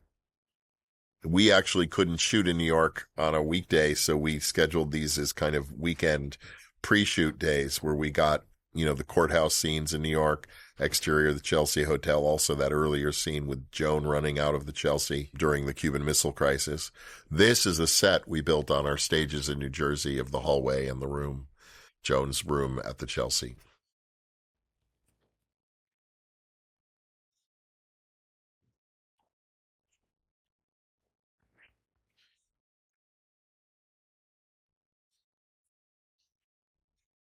I always love this moment where Bob knocks on all the doors because he can't remember which is Joan's room. And these are just bits of behavior that you try and put in the script or find with your actors even on set. And they may not always be advancing the story, but part of what makes, I think, movies like this work, when they do work, and I hope this one does, is that you really enjoy the characters and watching them getting pressed up against the world. And I have to be very conscious that while I want to keep advancing the story forward, I also just want to be also enjoying these actors in their roles and watching their behavior. Of course, for me, In my mind, as Joan is waking up and finding Bob writing yet another song feverishly in her cramped hotel room, what I'm trying to lean on here is the difference between these two. Joan is not, by and large, a songwriter, and Bob is, centrally and first and foremost, a kind of volcanically prolific songwriter. And that in itself is a kind of wedge between them, where Joan is a kind of amazing performer and presence and musician, and with a voice beyond compare in terms of its angelic beauty.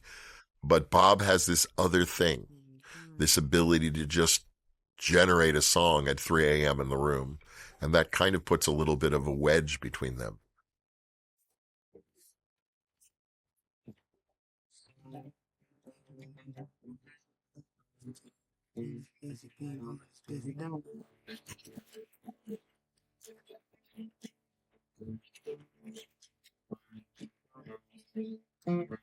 When you're blocking scenes, you don't want a scene like this to be too cutty when you have actors this good who can kind of make the scene function within a frame. And I think you'll see this in many other instances.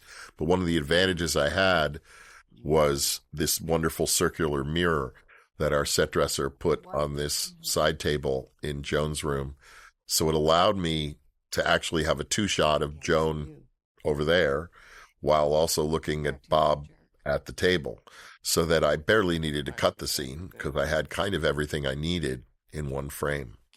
Even if you notice earlier, this scene opens, we cock the mirror a different direction, not that you necessarily notice it watching it unless I point it out to you, so that even there you're seeing Bob's reflection or other things in the room in the mirror. Mirrors are incredibly helpful when you're shooting and blocking if you can use them creatively.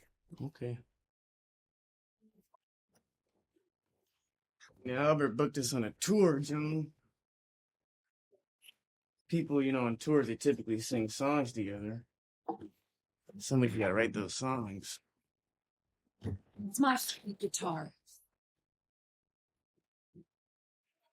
See you on tour. This next scene is a kind of encapsulation of a tour that Joan and Bob did, which was fraught with conflict, in which they toured as a pair, singing together and separately and making a show together. A lot of this scene, almost all of this scene, was improvised between the two actors, meaning the very beginning of the scene where they're singing this song and then she starts playing Blowin' in the Wind and he says, I don't want to do that. That I had written down. But then what proceeds with this riff that Timmy ends up doing about his guitar breaking and his bus catching fire and arguing with the audience, that all just happened on the night. Particularly of note is how wonderful the background artists were in the film. Background artists meaning what's commonly called extras.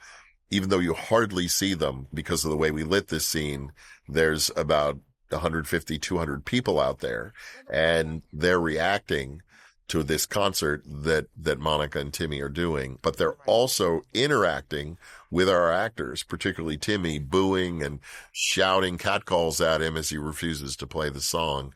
And that, I think, really inspired Timmy to kind of take the scene to places that I had never expected in the script. You already got that song on the record. Pick another song. Choose some else. You guys want to hear Blowin' in the Wind, right? Yeah. It's why they came here, Bob. No, I don't believe they came here to hear that song. I don't believe the set list. I don't believe the set list was advertised. No set list, unless that draconian figure from Chicago, United States up there promised songs. The look of this scene was also based very much on the look of the real concerts that Joan and Bob did, where they just had, 2 mic stands and 2 stools, and they were cross-side lit in this way with really strong spotlights coming from the right and left front of stage. And it produced this great look, with this severe backlight on Bob and Joan as you shoot them over their shoulders toward the crowd. Guitar broke. Yeah. Nah, hey, listen, man, don't get mad. Hey, the truth is, it broke on the way here. No, the bus I came to actually caught fire on the way here. My guitar's not even on me right now, so I'm going to go see the guitar doctor backstage.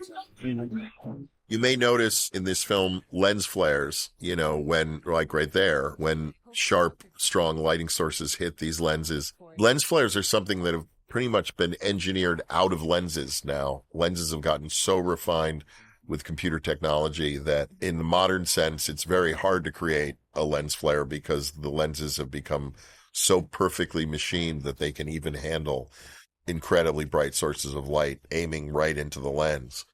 Part of the period look of the movie was to try and use lenses that might produce these flares like they did in those days in the 60s. So we actually used vintage lenses. We didn't use many lenses on the movie. Almost the whole film was shot with a 30 millimeter anamorphic, that prime lens for every shot.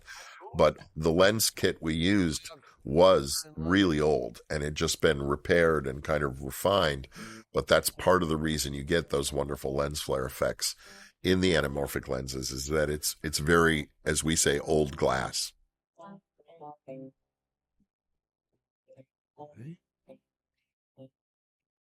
Railroad Bill, Railroad Bill, never worked and he never wait, and it's right, right.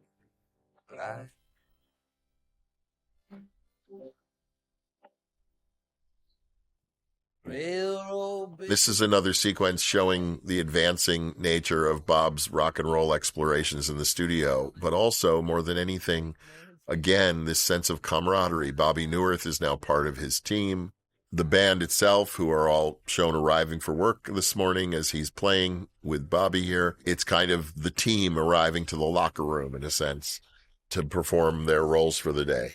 Like it would take my life on a ride. And this story with Al Cooper comes from reality, that Al Cooper was invited to the sessions as a second guitarist, but they already had a guitarist. And so there was really nothing for him to do except sit in the control room. And he snuck back in the studio and got on an organ and added what was and is the most iconic part of Rolling Stone musically, which is this kind of great organ part underneath it. I don't care about money. I want to play, man. No one's on organ? You don't play keyboards, Al.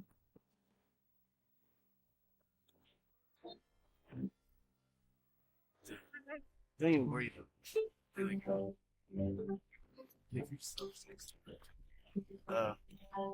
it. I'm so lucky Charlie Cahan came on to play Al Cooper, and I'm so lucky to have actors like this, wonderfully talented actors who also bring so much of their own unique personality and vibe to the movie. Charlie brings immediately this kind of comedic, disheveled sense of uniqueness that is Al Cooper, and immediately Bob takes a liking to him.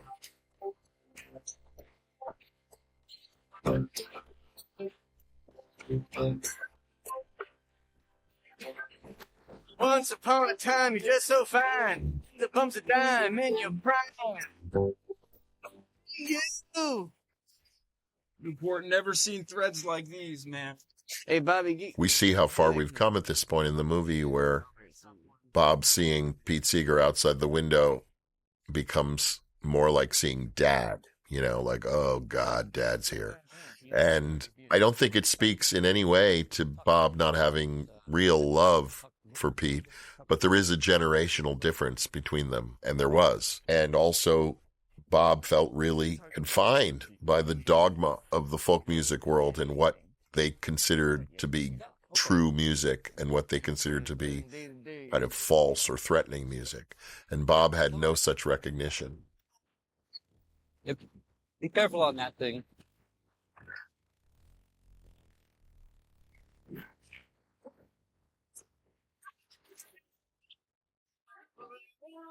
Hey, Sylvie. Here you have Bob coming back to pick up Sylvie and invite her to go up to Newport. Sylvie! You know, in many ways, there's a thing in drama called the obligatory scene or sequence. In playwriting, it used to be called the obligatory scene, and it's kind of like in a mystery play, you know, where Hercule Poirot or Sherlock Holmes will get everyone into the same salon together and announce who killed who with the candlestick in which room. And the reason we call it the obligatory scene, at least in old dramatical theory is it's the scene in which all the characters you've met through the journey of the play or the film are all present for this one kind of obligatory scene in which they all arrive representing all the different story forces, character forces, desires, and intentions that they have. Newport in this movie, the Newport 65 concert, is essentially the obligatory sequence where you've got Joan, Bob, Sylvie, Pete, all of them. Everyone's here. Johnny Cash. Anyone you've met in the movie is basically a Newport 65. And so this becomes our kind of culminating sequence in the last reel of the movie in which Bob decides to unleash the music he's been hiding in the studio to his folk family. It's interesting because when you talk to Bob about this period and the choice to end up coming to Newport and playing rock and roll at a folk concert, even he is not sure why things went down exactly as they did. But I tried in dramatizing it to view it as a kind of emotional act, that in a way he was feeling more and more boxed in, similar to the guy who left Minnesota, boxed in by his family and his world, that he couldn't be the artist he wanted to be. He was no longer free. And I think that following Dylan's life and reading about it, it seems to me that an awful lot of the moves he's made in his life are about maintaining freedom to be whatever kind of person and artist he wants to be.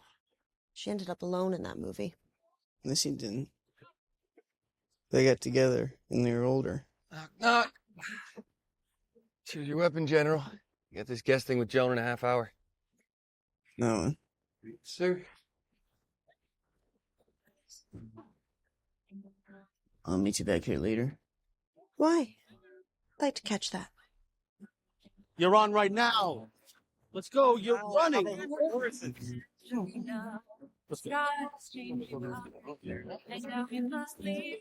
Running. Okay, all right. Here we go. Hi, Sylvie. Oh, okay. How's it going? Oh, it's all just jubilation through and through. Couldn't be better. Hello, Doc. This is also the only scene in the movie. Elle and Monica often joke their only scene together is just the look they exchange in a few moments as Bob joins Joan on stage. The point of this becomes kind of the bringing the triangle as well between these three characters to kind of full fruition. And of course, Sylvie's kind of growing realization that what she had with Bob, she can no longer have. That she may love him purely, that she may have known him the longest, that she may be there for all the right reasons, not because of anything she's going to get out of it other than loving this young man, but that the possibility of that relationship surviving this kind of scale of fame and fortune is pretty hard to imagine. Sky is erupting. I must go where it's quiet.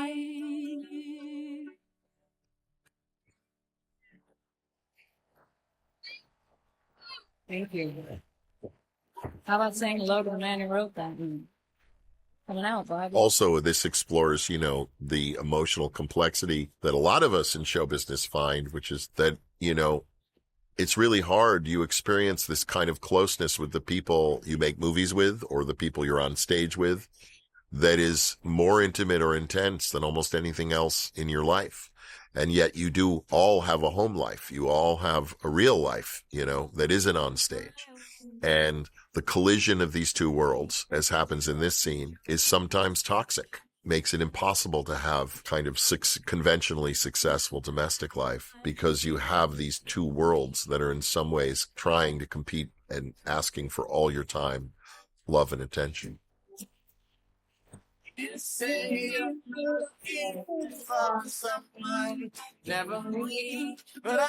And in a way, this becomes a kind of scene in which Sylvie has to watch, even if their relationship is not active, the magic and the chemistry between Bob and Joan. And she has to kind of reconcile with that. Can I live with this? Can I live with being this invisible person, as she later calls herself a spinning plate, in this world in which he exists with so many people, with such intense relationships, And of course, even an intense relationship with all the millions and hundreds of thousands of strangers in this audience and out there in the world through the magic of records and radio.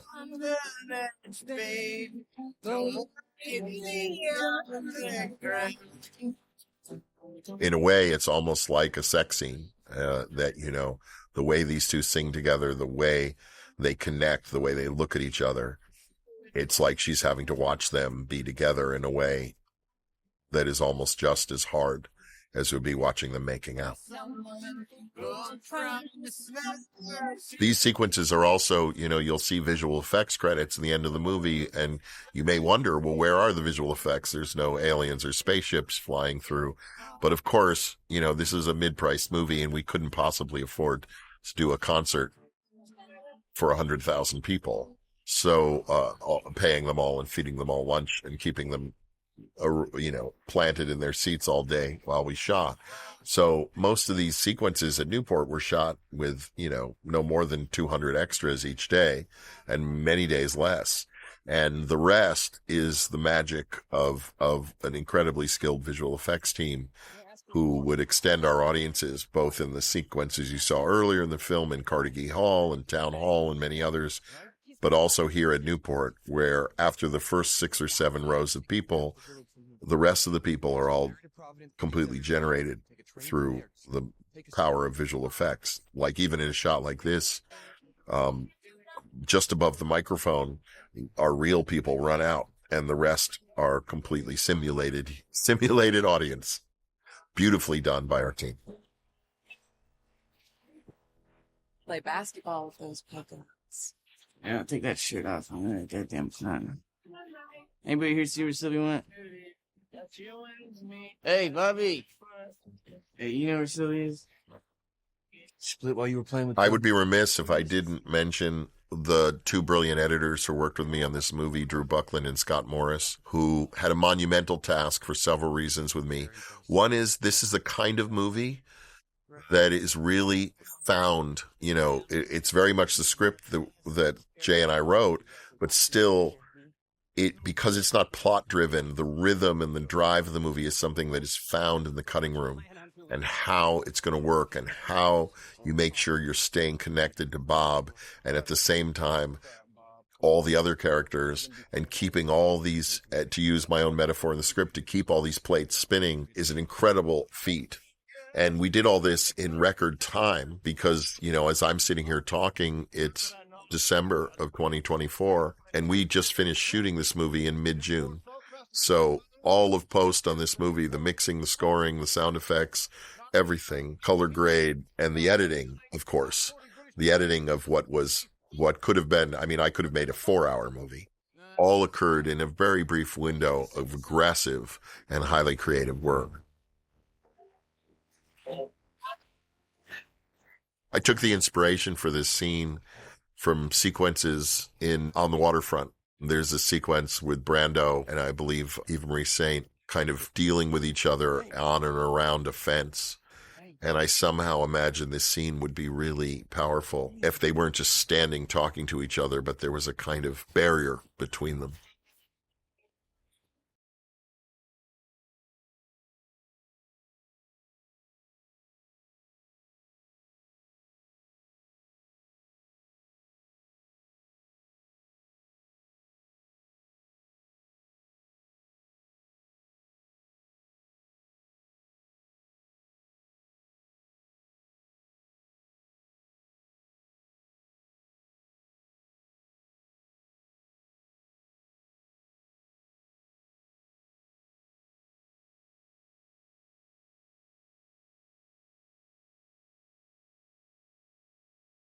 Again, this is just beautiful work between Elle and Timmy and their long-standing friendship. And I've known Elle for many years as well, because there was a time we were working on another movie together that almost happened where we had spent a lot of time talking and working. And to me, that's everything. You know, to get performances, I'm very proud of these. To get these kind of performances, it's really up to the actors. But the biggest thing that I contribute, I think, is a couple notes, perhaps wise, about ideas or avenues that they're missing, but more than anything, creating the space around them to do their work, to just create the mental space around them to focus and do their work. And that means I kind of have to be a sponge and try and absorb all the scheduling pressures, financial pressures, concerns from the studio, whatever it is that might be in my ear any given day, location pressures, weather pressures, tomorrow's work, scheduling changes, try and keep it all away from them so that they can be, in a sense, pure with the material and not have their heads clouded.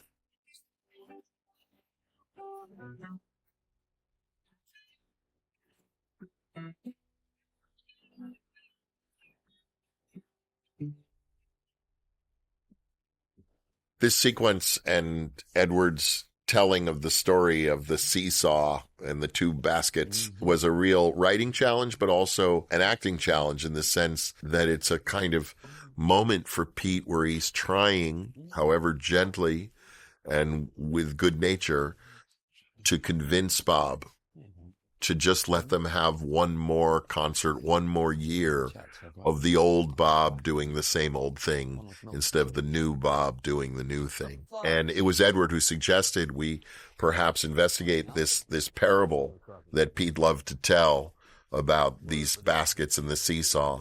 And I wrote this into this scene, and I'm really proud of Edward's work in this scene, but also Timmy's. I think it's really lovely to see these two characters who we met so long ago in that hospital room together, and to see how far their lives have changed and their relationship has changed. Fucking dawn here. It's a good story. Okay. Bob needs his rest, all right? We all need our rest. All right. Let him tell a story, Al. Come on, give it to me, good Pete. All right. Imagine we got a seesaw. Seesaw? Yeah. Okay. One end of it, it's anchored firm to the ground because it's got a basket full of rocks on it. The other end, it's floating up here, way up in the air, and wishing it could come down, but all it's got is a basket that's half full of sand, and the sand is leaking out all the time. Okay? Now, give me a cigarette. We see this situation. This is as good a time as any to take a moment and talk about my working relationship with Timmy, which is a point of incredible pride for me on this movie. I really love him. He's a great person. He's also incredibly gifted actor. But beyond the gifts and beyond the friendliness and trust in our relationship, he also brought something else to this movie, which was an incredible focus. He really, during the period we were shooting this movie earlier this year, kind of shut out everything else and focused everything he had on this job. You know, we would talk a few times a week at night after we wrapped and kind of go over the next day's work. And he spent all the rest of his time basically just trying to keep up with whatever the next song he was going to have to play with in the movie was, and kind of be on target and ready to kind of do it proficiently on the day. Monumental task for a guy who hadn't ever touched a guitar before 2019. And the level of focus and the level of concentration he had on entering the skin of this character is something I've only seen a few times with actors in my career. And I am honored to have made this movie with him and consider him my partner making this film. He's been with me from the very beginning, and we've been connected through it all. And, you know, it's one of those friendships, like with many other wonderful people who worked on this movie, including Edward and Danny Fogler and all the others. You go through something together making a movie that is hard to explain because it's really hard work. You're waking up at 5 a.m. You're having to make these scenes work every day, and whatever it is, it's what's going to live forever in the movie. Sometimes you're up all night. You know, the sequences coming up of the Newport concert at night are all shot with us shooting from, 6 p.m. to 6 a.m. And so we're all exhausted. We're stressed. We're trying our best to do something great and hoping it is. And that kind of focus and taking care of yourself and making sure you get your sleep and making sure you're ready for the next day's work and making sure you understand it. It's not just knowing your lines, but understanding your lines and what's behind them. That kind of focus, I've never had a troupe of actors who were so supportive of each other and so focused and inspired by the task at hand. For the rest of my goddamn life. All we're talking about is tonight. He's scared of your music, though. Nobody's scared of anybody's music. You are. You're scared that the kids out on that lawn might like it. And why would I be afraid of that? Because you're pushing candles and he's selling light bulbs. Albert, there's only one of us who's focused on how much we're selling, and it ain't me. Hey, Bobby. I love this scene between Boyd and Timmy. And again, it's kind of one of these scenes that I got asked about, do we need it, right? But I really fiercely defended it because I love the energy in the scene. From Bob's perspective, being an admirer of Johnny Cash, seeing him kind of disheveled and perhaps a little hungover, and in its own way, a kind of reality check that even when you get a band and even when you have all this success, no one is necessarily happy all the time.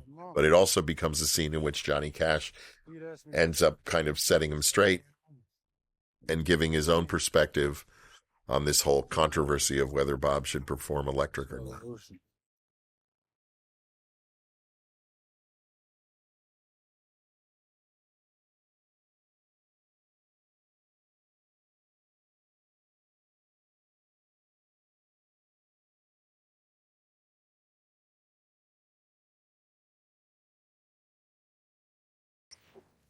Whenever I show friends this scene, they all worry about the fact that we're denting these beautiful cars on either side as Johnny slams his way back and forth. Fear not, these cars were all repaired and given back to their proper owners. And he didn't even do that much damage, to be honest.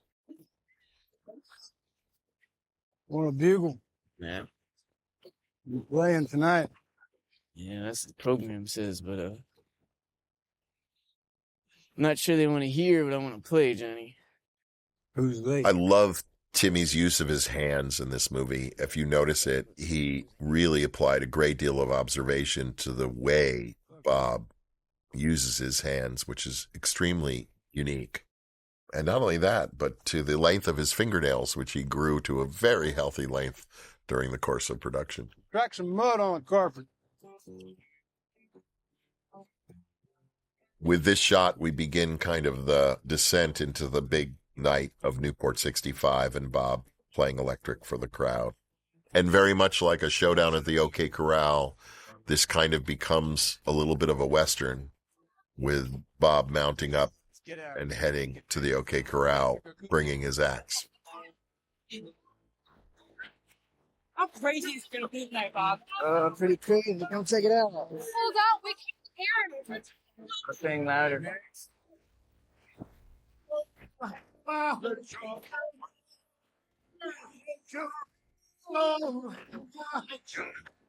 So, how are you? I think he understands.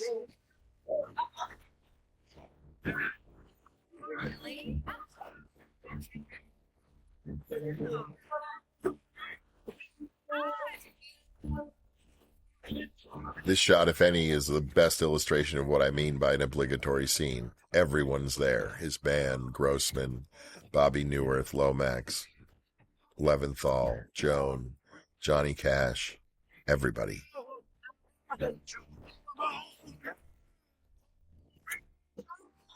He thinks we're going to be okay, right?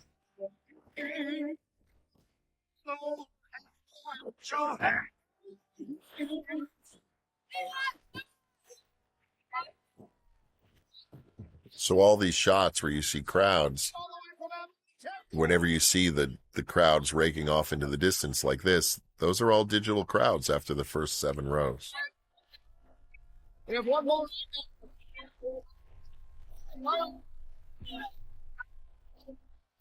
Now, this is also where the movie enters a sequence where I felt like we had to be a little more meticulous in our attention to detail because this concert was actually shot, right? Not in the way we shot it with, like, they didn't have cameras on the stage looking out like this over Bob to the audience, but it was shot in a more perfunctory way. But we could really see what went down. These are the actual songs he played, and this is the reaction the crowd had, which is a distinct mixture of some pleasure and a lot of frustration and anger. A lot of it because the Bob they were watching holding an electric guitar just didn't look like the Bob or sound like the Bob they wanted. You know, we've all had that person, that recording artist in music where we go, oh, you know, I miss their old albums. I like their old albums. Well, that's how this crowd felt. More than just the betrayal of the sound was also what he was leaving behind. He just didn't want, as he said in the previous scene, to sing Blowin' in the Wind for the rest of his life.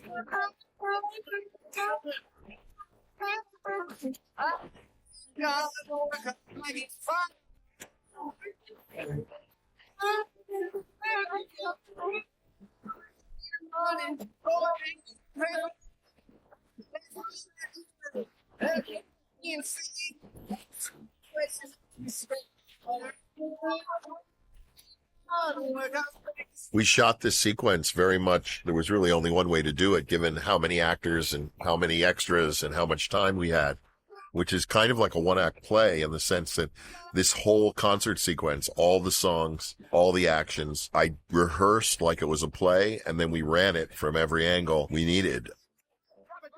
The widest shots, we would run every actor just doing all their stuff from beginning to end. So we had like 22-minute takes where Timmy would come out, sing these songs, and all the action that would transpire would happen in each shot from beginning to end.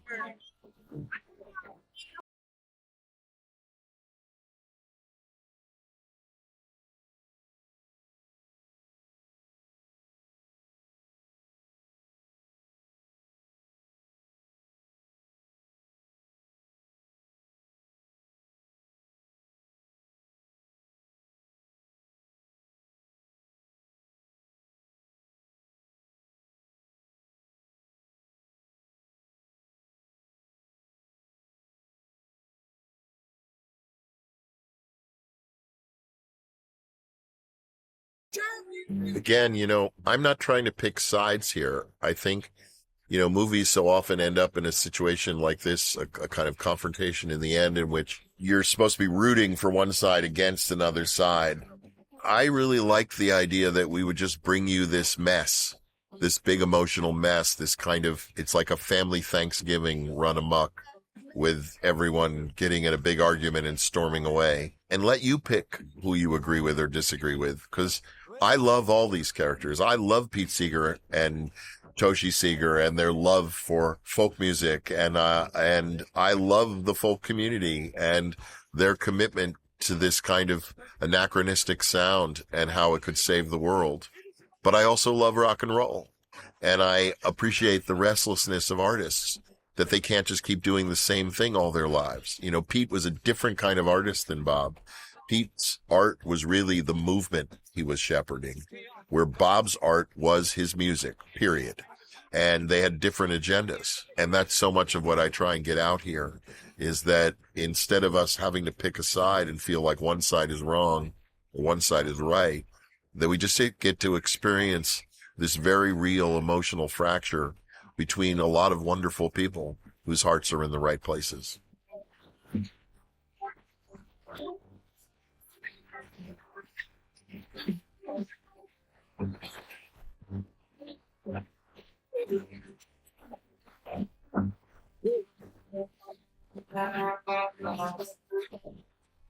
All right. This moment where Bob gets called Judas actually did not occur at Newport 65, but occurred at a concert about a month earlier where he played a little bit of rock and roll in London, and someone in the audience called him Judas. But Timmy and I felt like we should stick it in and kind of just represent it, because it really was a way of looking at the way some of his fans felt about him, that he had turned his back and was suddenly betraying them.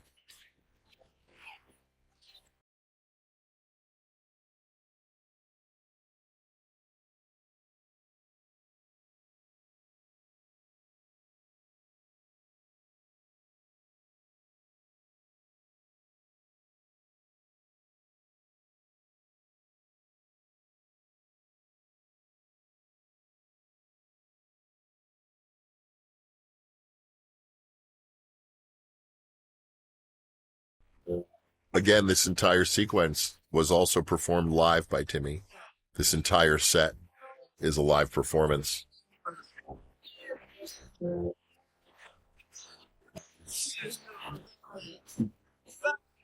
And, you know, it's not just to be able to brag about it in doing press on the movie. There's a real value to it that extends way beyond that, which is just that there's so many discoveries the actor can make when they can control the recording they're making. Like this close-up of Timmy is an example. He's just living in Bob's skin here. He doesn't have to worry about matching his vocals to some pre-recorded track. He can actually just be alive as Bob, phrasing the lyrics, phrasing the music exactly as would befit the moment for where he is with the audience, with the crowd, with what's going on backstage and what he's feeling.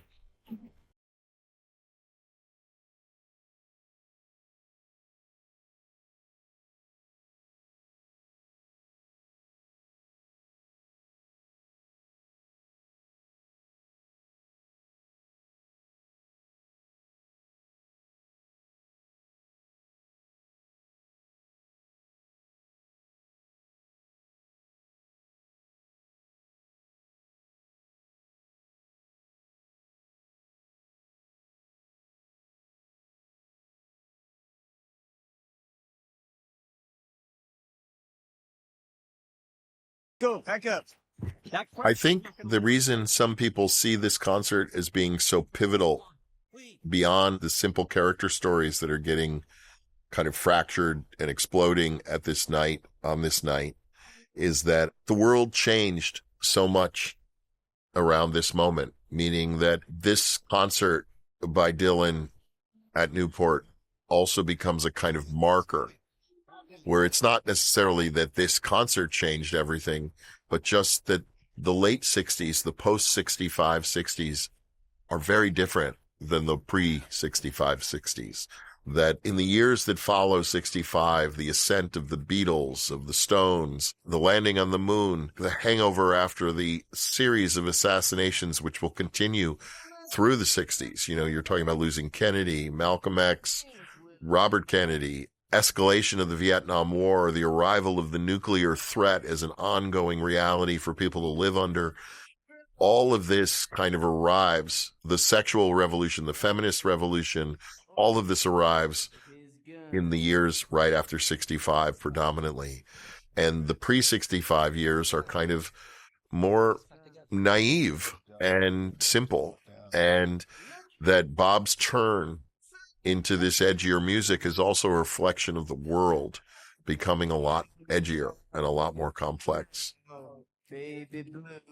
As you can tell, I find all this stuff really interesting, and I felt that the best way I could tell this story was to be kind of observant in the directorial style that Faden Papa-Michael and I shot the movie. I felt like we wanted to be stylish. The movie, I think, is stylish. It's a really cool looking film, and the lighting is beautiful, and the camera work by Scott Sakamoto is brilliant. But on top of all that, we didn't want to be so stylized or kind of aggressive with the camera and kind of movements that we made that we distracted from the power of what was going on in front of the lens. I didn't want to have a kind of competition, look at me versus look at them. I really wanted you to fall into the eyes of these actors as we watched Toshi seeing Bob drop off, the kind of intense feelings that these people were having, that I wanted to make sure the camera recorded and Faden and I got on film.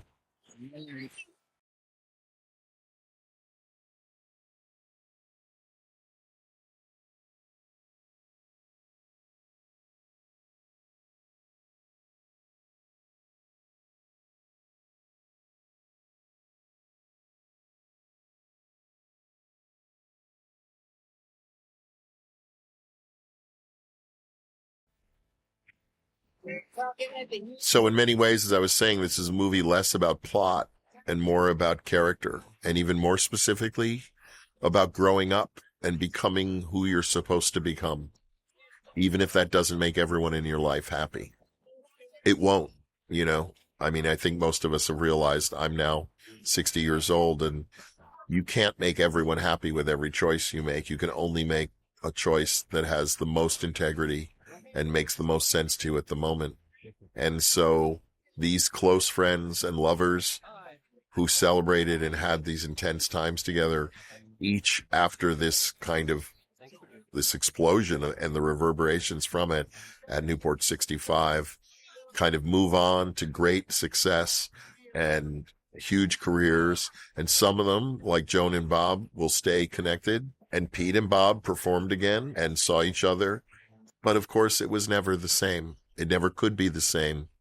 That's kind of the beauty of life, and something I focused on in all the films that I've written and directed, which is this aspect of how, I think too often in movies, we put this kind of value on people being together at the end of the film, which certainly, I did with Walk the Line. And it is a value. Relationships are everything, but nothing lasts forever. Everything has future challenges ahead of it. And the real measure of the way, at least I see it, that we get on in life is having an effect on each other. Have we changed each other? Let go of it, Bobby. You won. Have we, for a while, touched each other? And for a while is good enough sometimes. Not every relationship can be forever. Not every relationship can withstand the changes of time and family and politics and culture. But the reality is that for a moment, for these 5 years, these people all shared something extremely triumphant and meaningful and moving together and helped change the world. And that couldn't last. Those things can never last.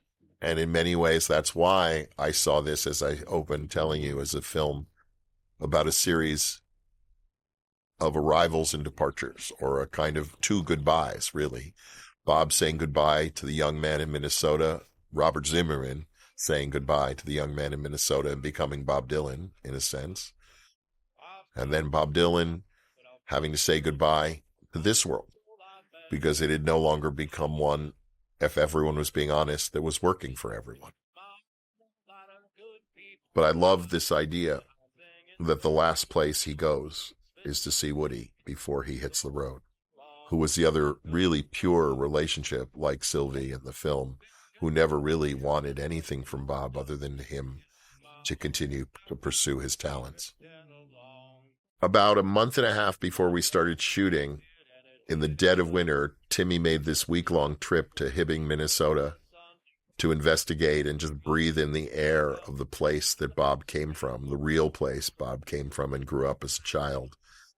And he toured his house, and he went to his high school, and he just kind of tooled around and absorbed the vibe.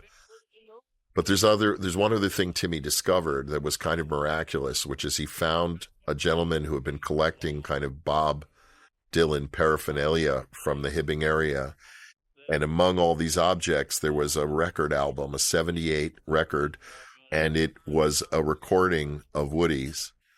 But on the plain brown wrapper of the record, Bob Dylan, 17 or 18-year-old Bob Dylan, had drawn a picture on the record sleeve. And it was a picture that showed him, Bob Dylan, standing in the lower left, holding a guitar case from behind. And then it showed a kind of winding road going up to the upper right corner of the album sleeve. And in the upper right corner was a picture of New York City. And underneath it was written Woody in NYC. So even before he ever left, Bob was dreaming. Young Bob Dylan, 18-year-old Bob Dylan was imagining himself trekking this long road to get to New York City and find his hero Woody in New York. And when Timmy found this, it was such a touchstone for us, because it kind of showed that this young man had really been envisioning this journey and this transformation for years and was dying and itching to make it, similar to the transition into rock and roll that he started itching to make for several years before he finally blew it out on the stage in Newport 65. Anyway, we've come to an end. If you've made it this far, I wish there was a special prize I could offer you for riding through this commentary to the very, very end. But even if you haven't and you've left long ago, fare thee well. And if you're still with me, God bless you and thank you for listening. Everyone who worked on this film and all the names you see coming before you are people who take real pride in their work and really put their heart and their souls into this film. The paychecks weren't large, but the passion was. And we all gathered to recreate a world we all really wanted to have a chance to play in. And we did. And so whatever happens with this movie, this is before it even comes out. I hope it does well. But beyond all that, our greatest reward has already happened, which is the process of making this world come alive and getting to live in it for this time. Thank you very much for listening.